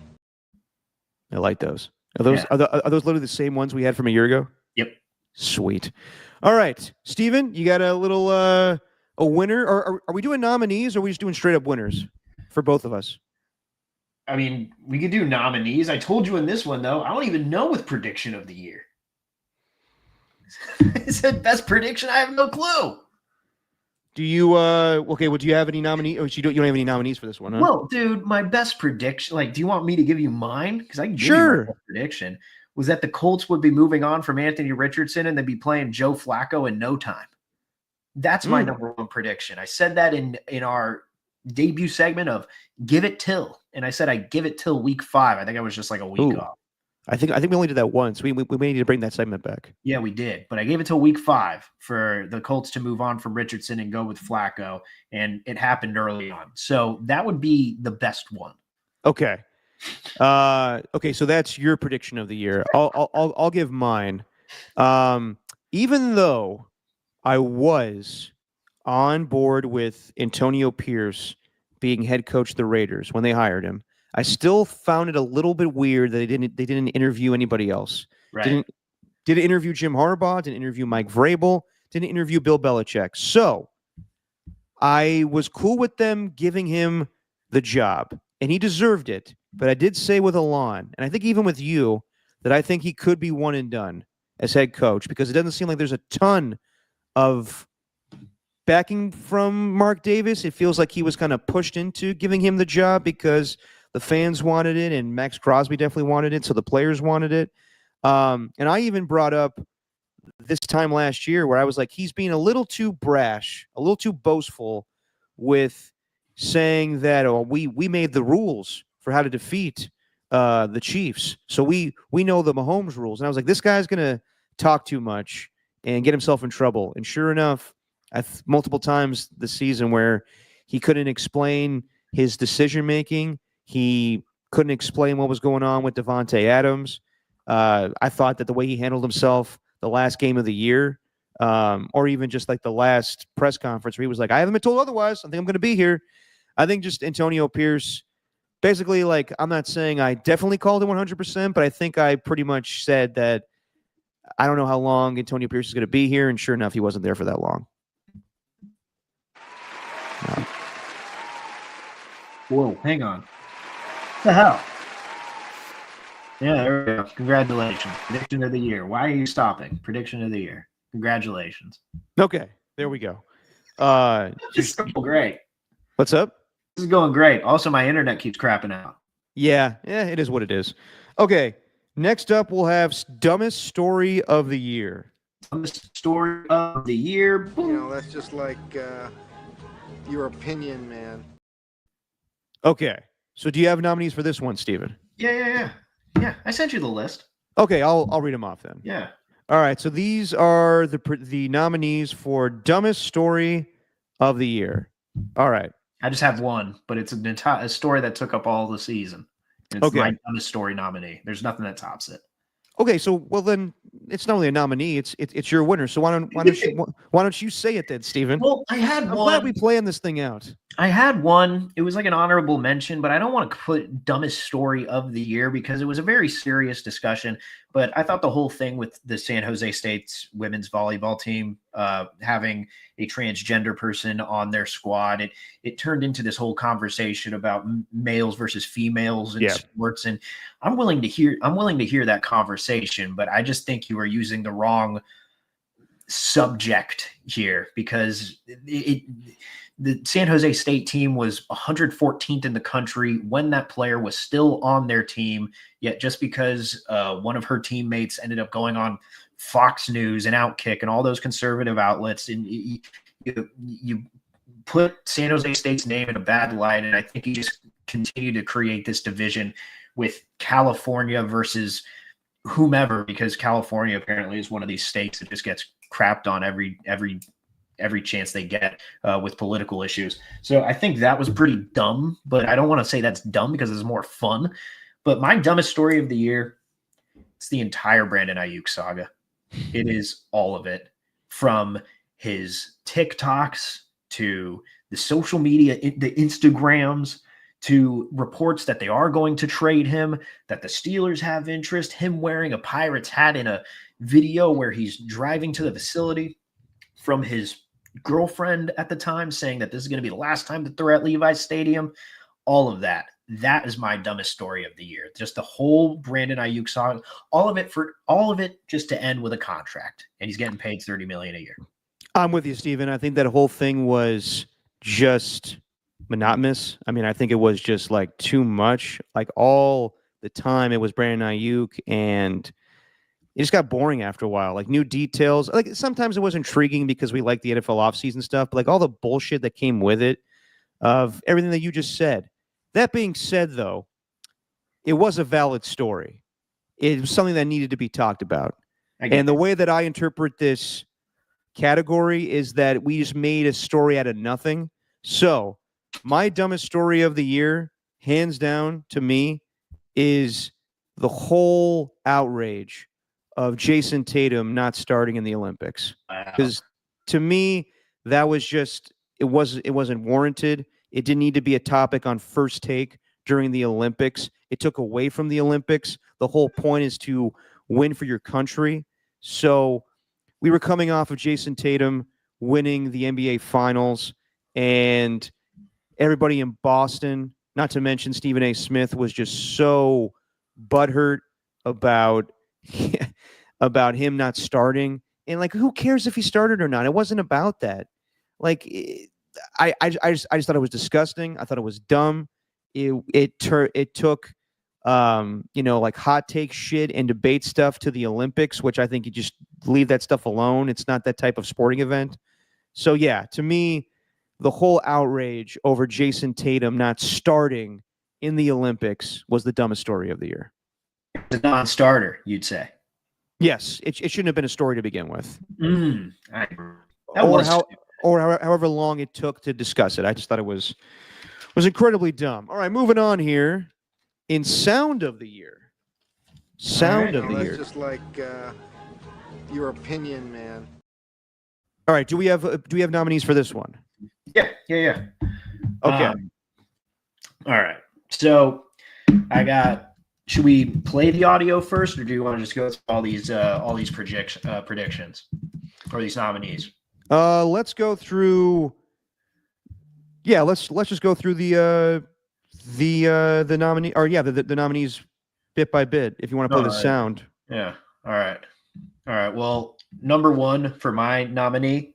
I don't know if you have this one on your list as well, Derek.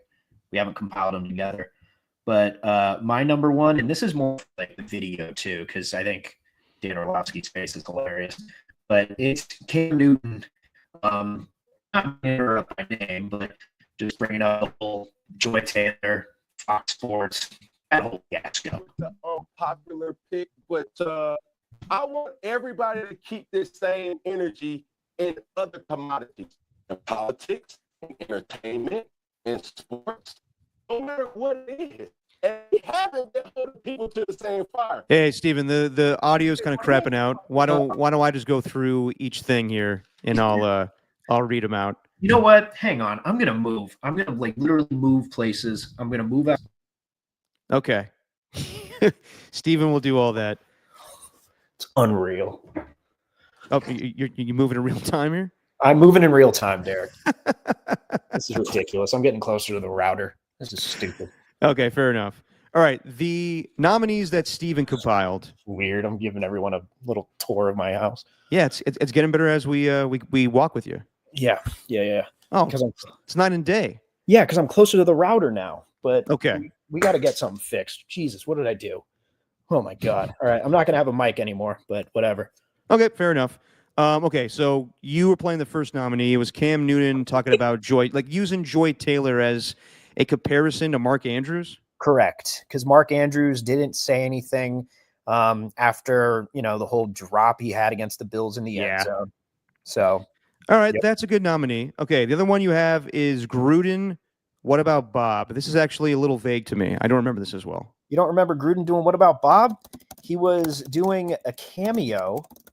Let me search this up. Okay. Just make sure I got it here. I can't even find it. These are great nominees. I should have prepared with this one. Okay, why don't we just go with the winner? Okay. Because I think you and I are in agreement on this one. Like the nominees you had were Cam Newton talking about Joy Taylor, Gruden. Right. What about Bob? I don't remember that as much. Ooh, I got it. You got it? Okay. Go ahead and play it. All right, I got it. All right. When he's doing a cameo and I forgot what he was, what the context was as far as like this group, but I think it was like a fantasy football group or something. Yeah. Oh, yeah. Okay. I do remember this now. Yeah. The third pick in this draft, which is a hell of a name. It's a man's name. It's a man's man name, but I'm going with Bob.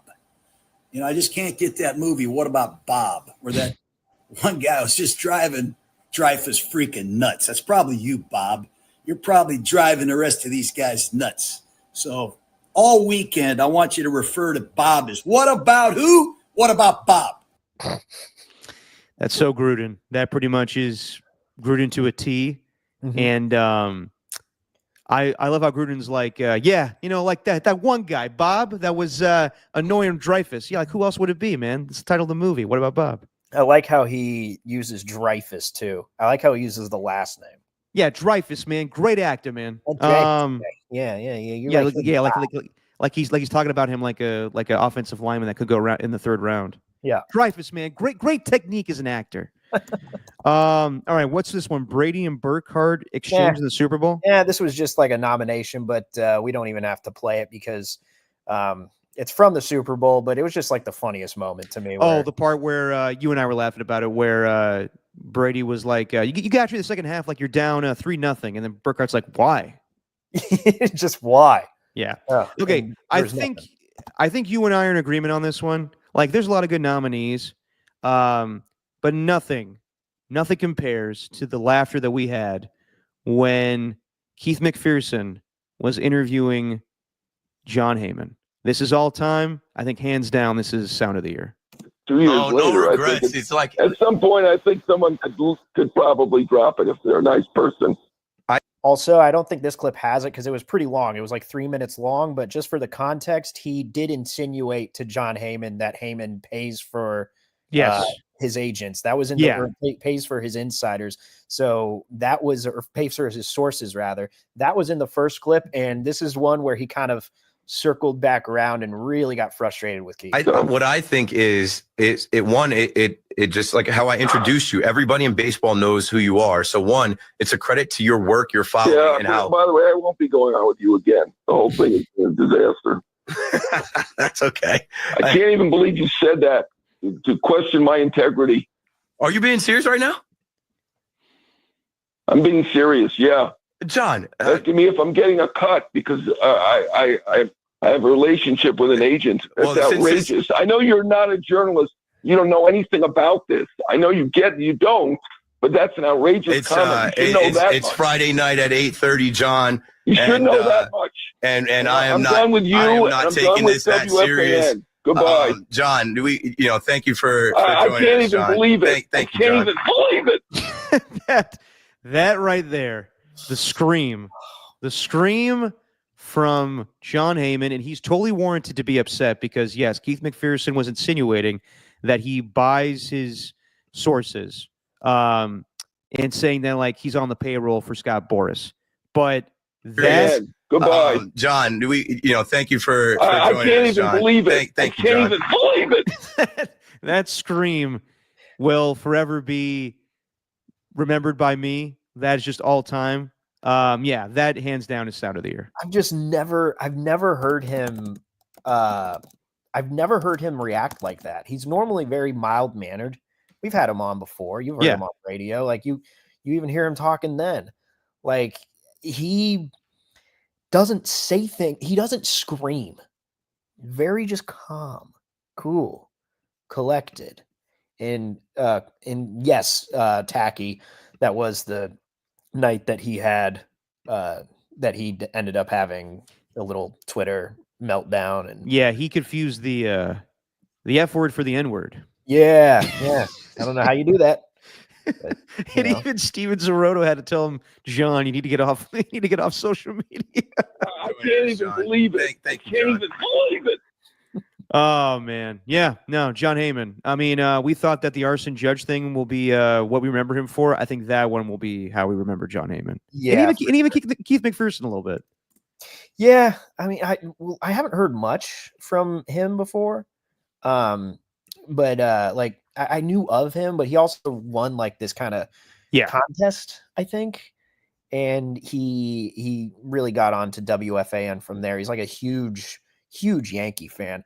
I had one as an honorable mention, Derek, because this actually just happened, I think, last week after the Four Nations face-off and the NHL got back to its regular season. Have you heard this? I have. We never played it on the show though, so it has to be clips we played on the show, but definitely this is worth playing. Yeah, this is all time, man. This is great. So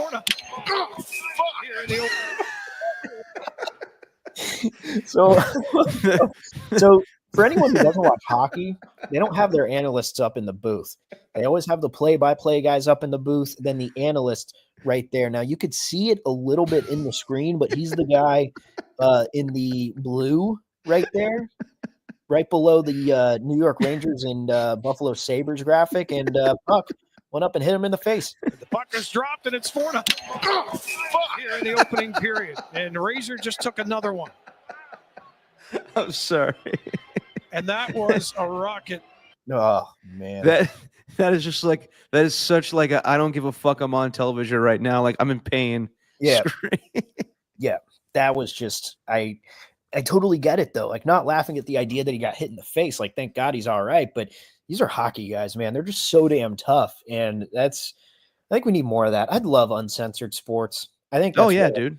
I think that's what I want more than anything. Like a play-by-play and a color commentator just swearing the entire time. Like, that would be holy shit, what a throw. I mean, that's what I thought we were getting with Amazon Prime, but they wanted to be in a legit broadcast, which I get. Right. Now we definitely need more comical play-by-play like that. That'd be hilarious. You know, or just real. Because you know these guys, like you know these guys all swear and stuff, and having something like this. Puck is dropped and it's 4-0 here in the open. God, that's so good.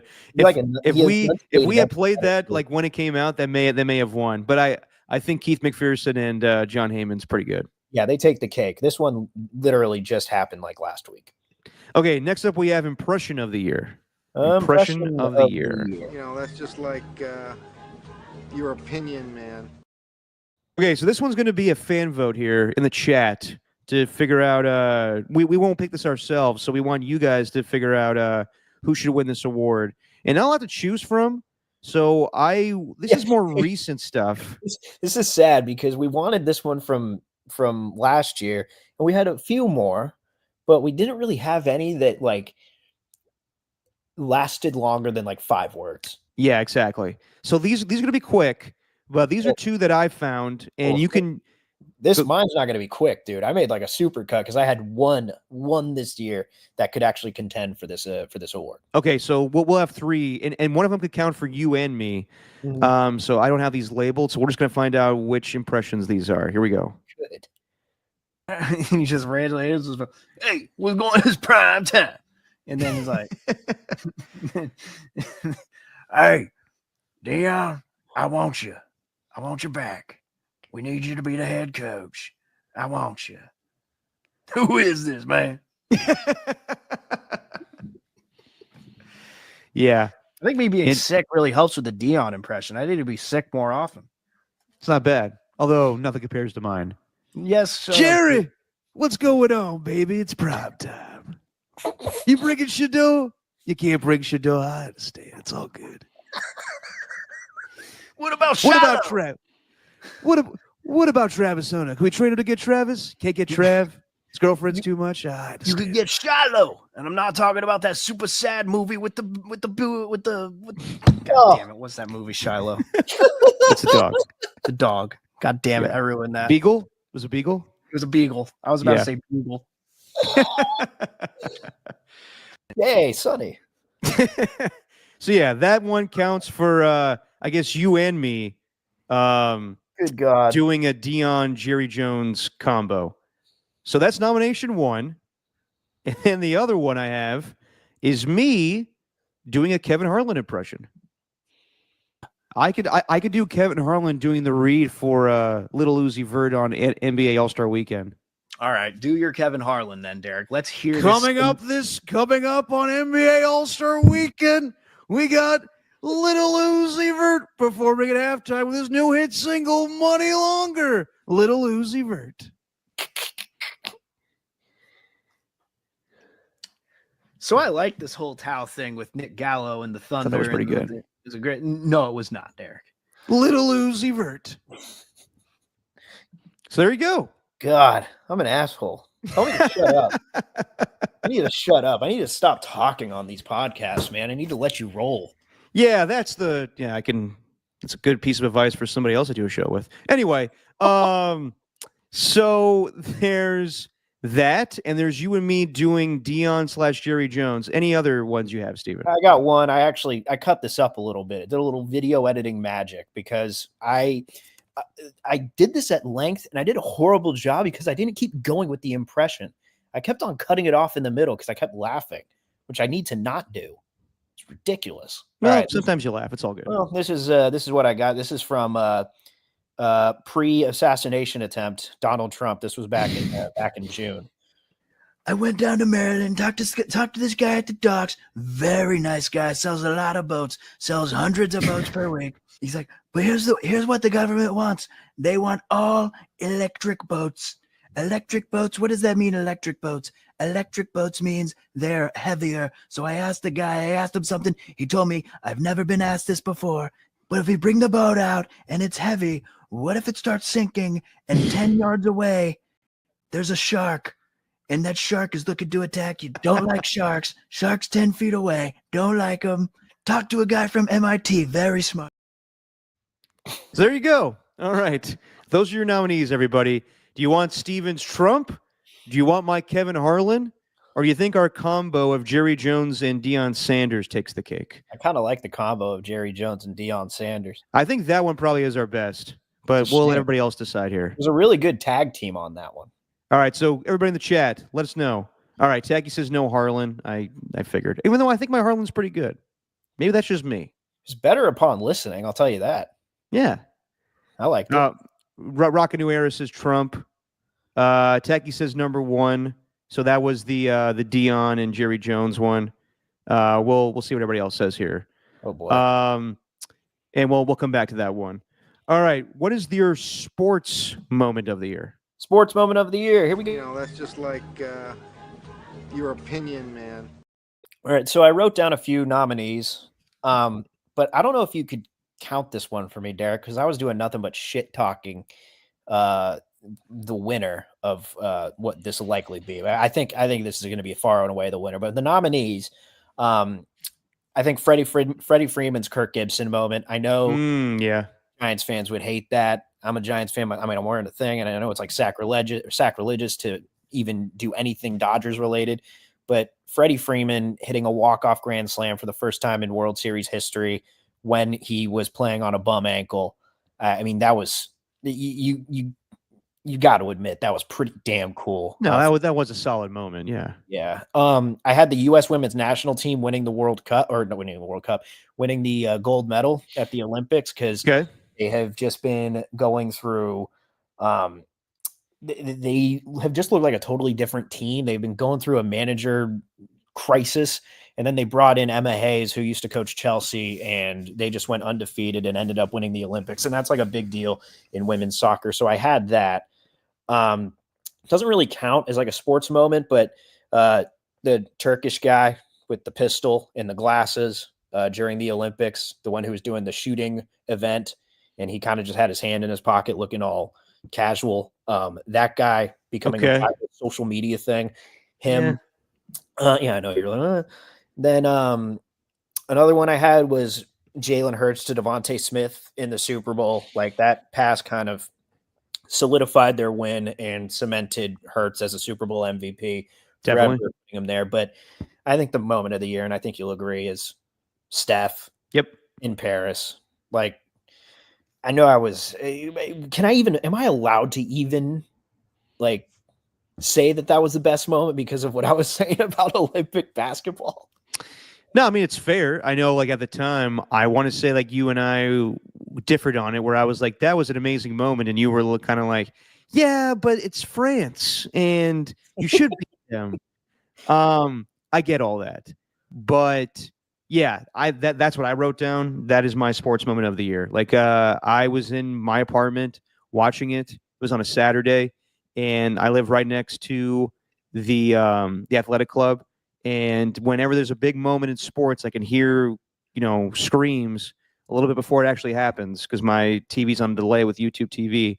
And I can just hear like louder like screams just coming outside. I was like, what the hell's going on? And then I realized like everybody at the bar right now was watching the Olympics. And every three that Steph Curry was hitting was just more incredible. Like the last one, especially when he gets double teamed and you think he's going to pass it off to LeBron or KD, but he just, was one of the harder shots to make where he just throws it up in the air and it lands. And it definitely hits more if you've watched Court of Gold on Netflix. Right. For everybody just like talking about that moment. Like even the French players were just like, it's a perfect shot. There's nothing we could do.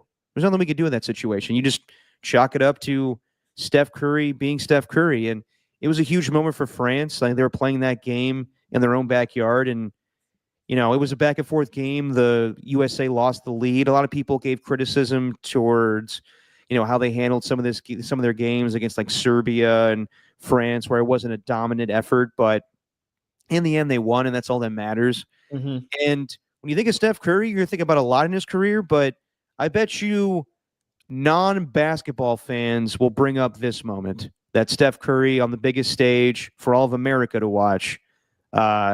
He captured everybody's hearts once again. So I think hands down, this is the sports moment of the year. Yeah. Yeah, there's no doubt. And I think we're going to give the impression of the year award to you and me doing Jerry Jones calling Deion Sanders. There we go. I like that. All right. Then we got our jackass / John Fisher of the year. And it's just like your opinion, man. Great pause for the special MTV Awards graphics. We gave this award to John Fisher a year ago, and he could have won it again for what's going on right now with the A's. I don't think we even knew at this time last year that they were going to go to Sacramento.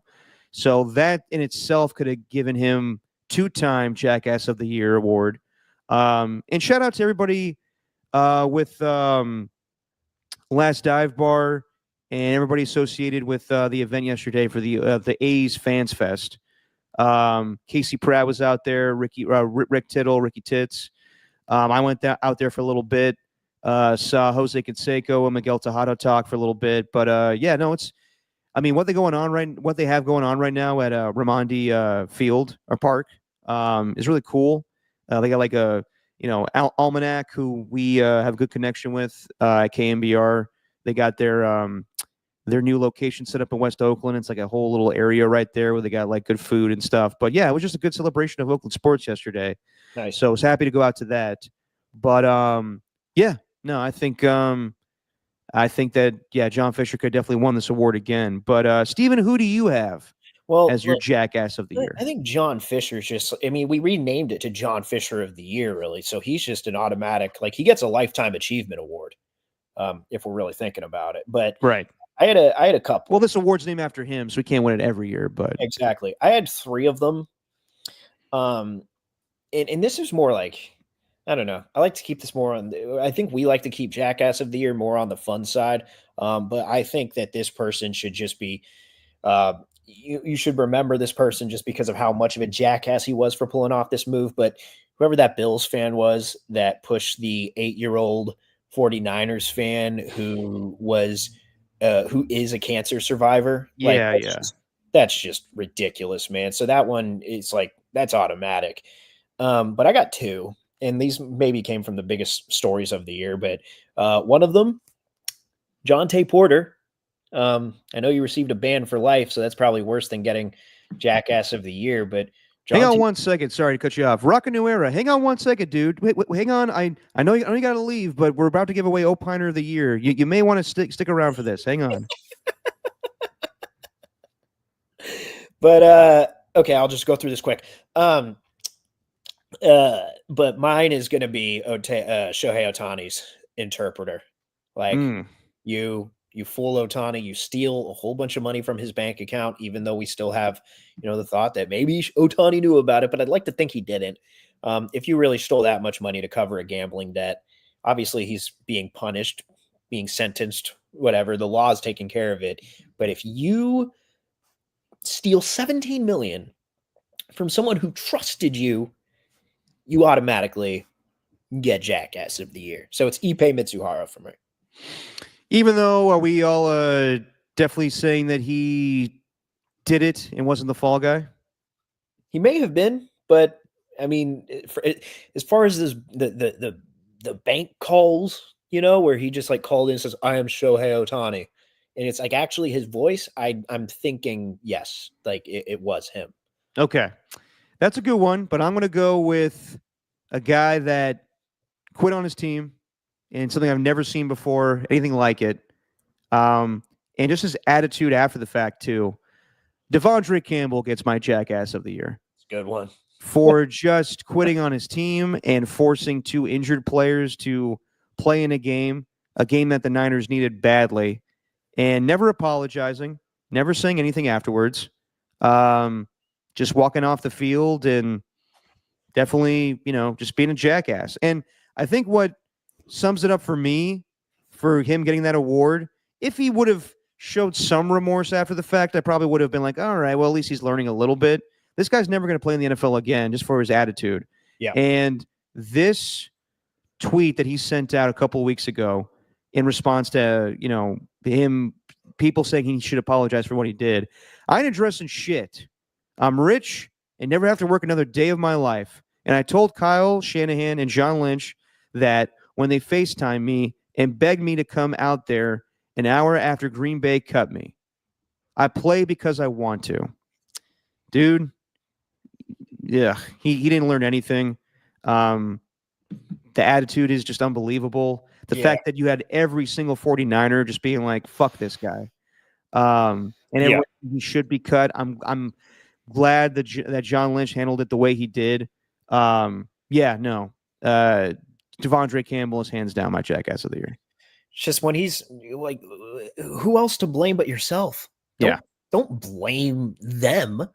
Don't blame them for your attitude in the middle of the game. You're quitting on your team. If you don't like them, okay, then stay out there for your teammates. Like, you were told that you weren't going to play. And then when Dre Greenlaw came back in, even if it was just for a half of football, I remember thinking during that Thursday night game, wow, what if Greenlaw actually played for this entire season? Just their run defense looked better. It was actually who's the dude, the other linebacker on the Rams? It was Roseboom, I think his name is. Like those two guys were just wreaking havoc, and it's like if they would have had him for the whole season, who knows what that defense would have looked like? Maybe I don't know. Maybe they would have even. Actually, I don't know if they would have stuck around with Nick Sorensen, but I think that he would have hidden a lot of what their issues were this year, which was against the run. And like Devondre Campbell was everything that was wrong with that defense, just older, slower. It just didn't work. Yeah. Yep. So I think we're in agreement there. I mean, I know that the Bills fan's a good choice, but yeah, Devondre Campbell's a good winner for Jackass of the Year. That's also more than like Jackass of the Year. That's just like absolutely terrible, like ignorant human being of the year. Yeah, the Bills fan. Yeah, definitely. Yeah. And John Fisher could have got that award again, but basically we're just encompassing John Fisher into this award all the time. So, right. Okay. Lastly, Opiner of the Year. Who's it going to be? Well, I think we kind of gave it away a little bit. Yeah, well, he's already gone by the looks of it. Yeah, come on. So is everyone except for Tacky. I mean, we could just give it to people that are actually in the chat by now by default. But no, me and Steven agreed. Ernie one was definitely deserving of it last year, and this guy's been with us for a long time too. Always in the DMs with us, always supporting the show, even though he had to leave early today. But no, we love Rock a New Era. Ernie 2, as we called him affectionately at the beginning. So now the second annual Opiner of the Year award goes to Rock a New Era, Ernie 2.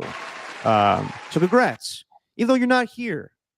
So hopefully someone tells you that you won. Yeah, he set everything up or helped set everything up with the little JYOM meetup. He kind of he kind of got all you guys together, and that was a cool Sunday watching Barkley do the whole leapfrog. But yeah, it was then. Yeah, that was crazy. Seeing Pappas there, that was one of the cooler times, and hopefully we can do that again. But Rock a New Era has been there since the beginning, man. Even during going back to the 95-7 days. So it's not just a Opiner of the Year, just a big thank you. That's really what this award is, just a thank you. Yeah, I mean, yeah, but we love you guys, and Rock a New Era has been awesome. Even in the KMBR chat, he links up with Walter and Tim, sent Tim a hat. I mean, the dude's got like over like thousands and thousands of hats. It's incredible. Yeah. So yeah, put this up on your mantle next to your hats, Rock a New Era. And he's getting married. So how about that? Nice. Well, I'm sure this is a bigger deal. All right, so there you go. Much bigger deal. That is the second annual JYOMMYs. Wow. I think a big success, Stephen. Yeah, definitely. And real quick, I saw you guys asking earlier in the chat, are we going to do another draft party for KMBR? Yes, we are. Can't give away the details just yet, but there will be a draft get-together. And when I can disclose that information, you bet I will. Okay, real quick. Oscars are tonight. Conan's hosting. I think that's the biggest thing I'm looking forward to. I haven't seen any of these movies. So that's what makes this all the better, though, because this is all going for hot sauce. We need something to do a little hot sauce bet during the NFL offseason, and this is it. Okay, so yeah, me and Steven usually watch the Oscars, and we'll be watching tonight. Kind of earlier than in previous years. But all right, Steven, who do you got for Best Picture? All right, Best Picture. I mean, it's been winning all the awards. I haven't seen it, but I think The Brutalist is ultimately going to get Best Picture. I agree with you there. I think that's the favorite in the clubhouse. Everyone keeps talking about it. What's that? The favorite in the clubhouse. Favorite in the clubhouse, baby. Yeah, I'm going with The Brutalist as well. All right, next up we got Best Actor. A lot of people think that Timothée Chalamet is going to come away with the award for his performance as Bob Dylan in A Complete Unknown. But I'm going different here. I don't think that he gets it. I'm going with Adrian Brody for his performance in The Brutalist. Wow. What say you, Stephen? Why? Why? Because I think that usually they go with the Best Picture winner sometimes aligns with the Best Actor. I know that I know that he's been getting a lot of buzz for performing the songs, singing them, and also acting. I didn't see the movie myself, but everybody tells me that he did a fantastic job. But yeah, no, I just think that there's usually one big upset when it comes to the actors, and everyone a year ago thought that the woman from Killers of the Flower Moon was gonna win Best Actress, but in the end, Emma Stone won. Yeah, I just think that it's gonna be an upset, and I think Adrian Brody wins it. All right. Well, I'm actually going to go with the favorite. Like you said, I think Timothy Chalamet is going to win it because I think he's like the next big thing in Hollywood, and they want to prop these guys up as much as possible. Adrian Brody kissed Halle Berry unsuspectingly. That clip has been making the rounds. I think they want to avoid any bad press that they could possibly get, and I think also Adrian Brody admitting that they used AI to help his accent. I don't think the Oh, Academy, yeah, I didn't know that. yeah, to help the Hungarian accent, which I don't have a problem with, but I think the Academy wants someone who's done it like Chalamet, where he's worked on it for 5 years and it was just all his voice, everything. So I think Chalamet's winning it. Fair enough. All right, then we got Best Actress. And this one is kind of just by default for me. She's been winning some awards prior to the Academy Awards tonight, but I'm gonna go with Demi Moore. Yeah. For The Substance, and I've heard about this movie. It sounds fucking nuts. I haven't got around to watching it. It does seem interesting, but this seems like a good like lifetime achievement award for Demi Moore. She's always been kind of, a really good. Actually, I shouldn't say really good actress. Like she's been in movies for a long time. She's respected, but she's always been kind of viewed as like the hot, woman, like Right. in, like Striptease or Indecent Proposal. And this is like the first time where she's getting credit for her acting chops. Yeah. So I think she deserves it. I haven't seen the movie myself, but I think she runs away with the award. Yeah, I think so too. Cynthia Erivo would be a close second, but I think Demi Moore is going to win it. Cynthia freaking Erivo. To quote John Gruden. Then we got Best Supporting Actor. And I'm just going to go say the winner here. Kieran Culkin seems like the favorite here for the movie A Real Pain. So you and me are on board with that one? Yep. All right, Kieran Culkin. And then who do you got for Best Supporting Actress? I really haven't seen much, but you know what? She's been winning it too for everything. Zoe Saldana for Emilia Perez. She seems to be winning all the awards this year. All right, so there we go. I think 4 is enough. Well, do we want a five, tiebreaker actually. here? Do we want a tiebreaker here? Do we want a 6th? All right, go for it. Which one? Which award? Animated film, Derek. I didn't even see the nominees. Who are they? Flow, Inside Out 2, Memoir of a Snail, Wallace and Gromit of Vengeance Most Foul, and The Wild Robot. Ooh. I think it's gonna come down to either the Wild Robot or Inside Out 2. I'll go with Inside Out 2 because usually Pixar gets that. Yeah, I'm gonna go with The Wild Robot, man. We watched it last night. That's a good movie, man. Yeah, my friend actually worked on it. Really? Kaylee, my friend who I lived with, my friend Grayson's fiance, she works at DreamWorks, so she's getting a lot of hate for the way Shrek looks lately. I'm kidding. Well, I mean, he looks different. He does look different, but you guys freaking out over a movie that probably shouldn't be made in the first place? DreamWorks is on the up and up, man. Like they had a little the opening title thing for DreamWorks or whatever. It had like all the movies that they've done in the past, like How to Train Your Dragon, The Croods, Shrek, all of them. They've been pretty consistent with like what they're releasing. They're kind of, to me, they're overtaking Pixar in a way. Inside Out 2 was awesome. I loved it. But again, that was a sequel. It wasn't like a original thing. So right. I think Wild Robot's going to win it. Okay. Mm-hmm. Would that be the tiebreaker? Because we only have one different. We both think that everything else, and then so basically this whole thing comes down to whether or not. So basically, our bet is if Timothy Chalamet wins, then one of us, or I have to do the hot sauce, or if Adrian Brody wins, then you have to do the hot sauce. Yeah, I guess so. That's basically what. Like I remember years ago, you and I bet. we had two different big bets. I bet you that the Ravens weren't going to win the Super Bowl when they were 14-2, and then the other one was I thought that Christian Bale was going to win for Vice for playing Dick Cheney, and you called it a long time ago that Rami Malek was going to win for the Queen movie, Right? Bohemian Rhapsody, and you got that right. Yep. I saw Conclave last night. That was all right. Oh, what's that about? It's about coincidentally, maybe not, but it's about them selecting a new pope because the pope had died. And who's in this? It's I guess it's pronounced Rafe, but Ralph Fiennes.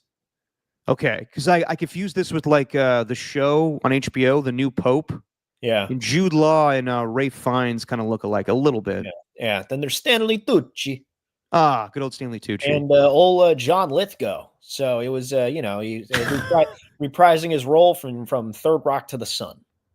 Oh, John Lithgow. I was thinking of John Leguizamo for whatever reason. Yeah, John. Hey, this new pope here. This new pope, he's going to be a good pope. Just real quick, I guess it's becoming official now that the Jets are taking calls on Devontae Adams, but no surprise here. If no one wants to trade for him, they're going to cut him. So I would assume he's going to get cut because I don't think anyone's going to trade for him because they realize that the Jets are not going to move on with him. There you go. All right. Real quick, a little pop culture catch-up of movies that I've actually seen and like. Finally saw Better Man, the Robbie Williams biopic. And have you seen it yet, Steven? Nope. Okay. I'm surprisingly enough, was having dinner with my mom. We were talking about like what movies we want to watch. And my mom goes, Derek, have you heard about this movie with the monkey? Where the guy, the biopic, where they show him as a monkey instead of him as his true self. And I was like, I'm surprised you heard about this. My mom's like, oh yeah, I've seen commercials for it. And I'm like, all right, you want to check it out? She goes, I'm down. And we watched it. Of course, my mom fell asleep as she usually does during movies. Dude, this movie is amazing. Honestly, I think it's one of the best biopics I've ever seen. It's way different than anything like in the past, as far as like Ray or Walk the Line or like The Doors. Like those are just basically straight up cradle to the grave stories. Yeah. This is like taking liberties and like the whole monkey thing. I know some people that put off by it and be like, that's just a gimmick. It actually really works, considering like when you watch the movie and you see the depression and anxiety that Robbie Williams went through. It fits with how he looks at himself. And honestly, like Straight Outta Compton is a really good movie, but one thing I always hated with it was they weren't honest. They made it seem like Dr. Dre and Eazy-E and all those guys were goody two-shoes, and they weren't. They never got into their troubled backstories. And Robbie Williams is 100% open in this. He doesn't give a shit if it makes him look bad. There's a lot of things that make him look bad in this, but it's just the true story as far as what we know. Yeah, I thoroughly enjoyed it. I think it's getting slept on at the Oscars. I honestly think it's one of the best movies of the year and one of the best biopics I've ever seen. Woo! Shit. Yep. It's high praise, man. Yep. But no one in America's heard of him, right? So who cares? Exactly. And real quick, if you're not watching Severance, I highly recommend it. It's the best show streaming right now. It's original. It's different. I caught up on it while I was on vacation. It's really good. And I don't know if you're watching it, Steven, but it's amazing. We haven't caught up, man. We need to. Shit. Anything else? Anything you've been watching? Catching up on Abbott Elementary. We've watched some of the White Lotus too. The new season, which is I don't know. It's kind of slow moving. There's just I don't know. They also have like these really, really like feels gratuitous sex scenes where it's just like, God, you had to go that far. Like, what was the point? I'm in. What was the point? Say of no that? more, Steven. I'm in. It's like you see some Walter Goggins peen? No, but you see some Schwarzenegger peen close to it. Who? Oh, his son? His son. Yeah, his son's in it. There's a whole thing of his son's like you pissed off like that people think that he just got it because of his name or whatever, and I put so much work into this, blah blah blah. It's like, well, so have a lot of other people, man, but they don't have your last name. Your last name helped. Like, just admit that it did. It makes you kind of look, I don't want to say ignorant. That's a little strong, but it definitely makes him look kind of oblivious to the idea. I get that. It's a mix, like as we were talking about earlier with Shedeur Sanders, and I can relate to this. Right. You definitely want to acknowledge that you were given things in life because of, who your father is. At the Right. same time, you don't want that to define you. Right. So I get frustration with that. Yeah. I haven't read the quote, so I don't know, but basically he's like, it had nothing to do with that. No, they did, but he's just, I mean, he didn't really mention them. No, he kind of is more being more outspoken about his critics. Okay. Well, to each their own, I guess. It's tough. Yeah. All right, and that's all I got for pop culture catch up. And that's all I got for today, Steven. Anything else? Oh boy. Bryce Eldridge's numbers aren't looking too good with the Giants. Good Lord. Guy strikes out a lot. Yep. I loved how everybody initially was like, he should be on the opening day roster. Come on, what are we talking about? A 450-foot bomb. And then since then, not so good. And JT Snow has been working with him. He talked to us. He knows there's going to be ups and downs, and it makes no sense for him to start on the opening day roster right now. No, just get those strikeouts cleaned up, because what was it, like 7 and 10 at bats or something? Not great. Yeah. And that's why they know better than us. That's why most likely it's going to be a combination of either Wilmer Flores or Lamont Wade Jr. going into the season. Yes, sir. All right, everybody. That's it for today. We covered a lot of ground today, going from Deebo Samuel trade to Warriors to internet connection issues to the JYOMMYs. And shout out to our guy, Rock a New Era, again, for getting Opiner of the Year. Thank you, man. And hopefully you find out that you won the award. I'm sure you will. So we'll see you guys on Wednesday with a lot of things going on. The fuckery is right around the corner. We are a week away from it tomorrow, on March the 10th. And we'll be strapping in, and we'll see what happens with the Warriors this week, coming off a bad loss to 76ers. They got to finish up their East Coast trip. We'll see how they finish. To everybody in the chat today, to the skills report, to our guy Tacky, not bailing to watch some stupid show. He stuck around for the whole show today. Thanks, Tacky. To Ernie One, to Opiner of the Year, Rock a New Era, to Pat H, to AJ Cruz, to Danny Golding TV. We'll see you guys on Wednesday. Steven, say what you always say. It's just our opinion, man. Oh boy.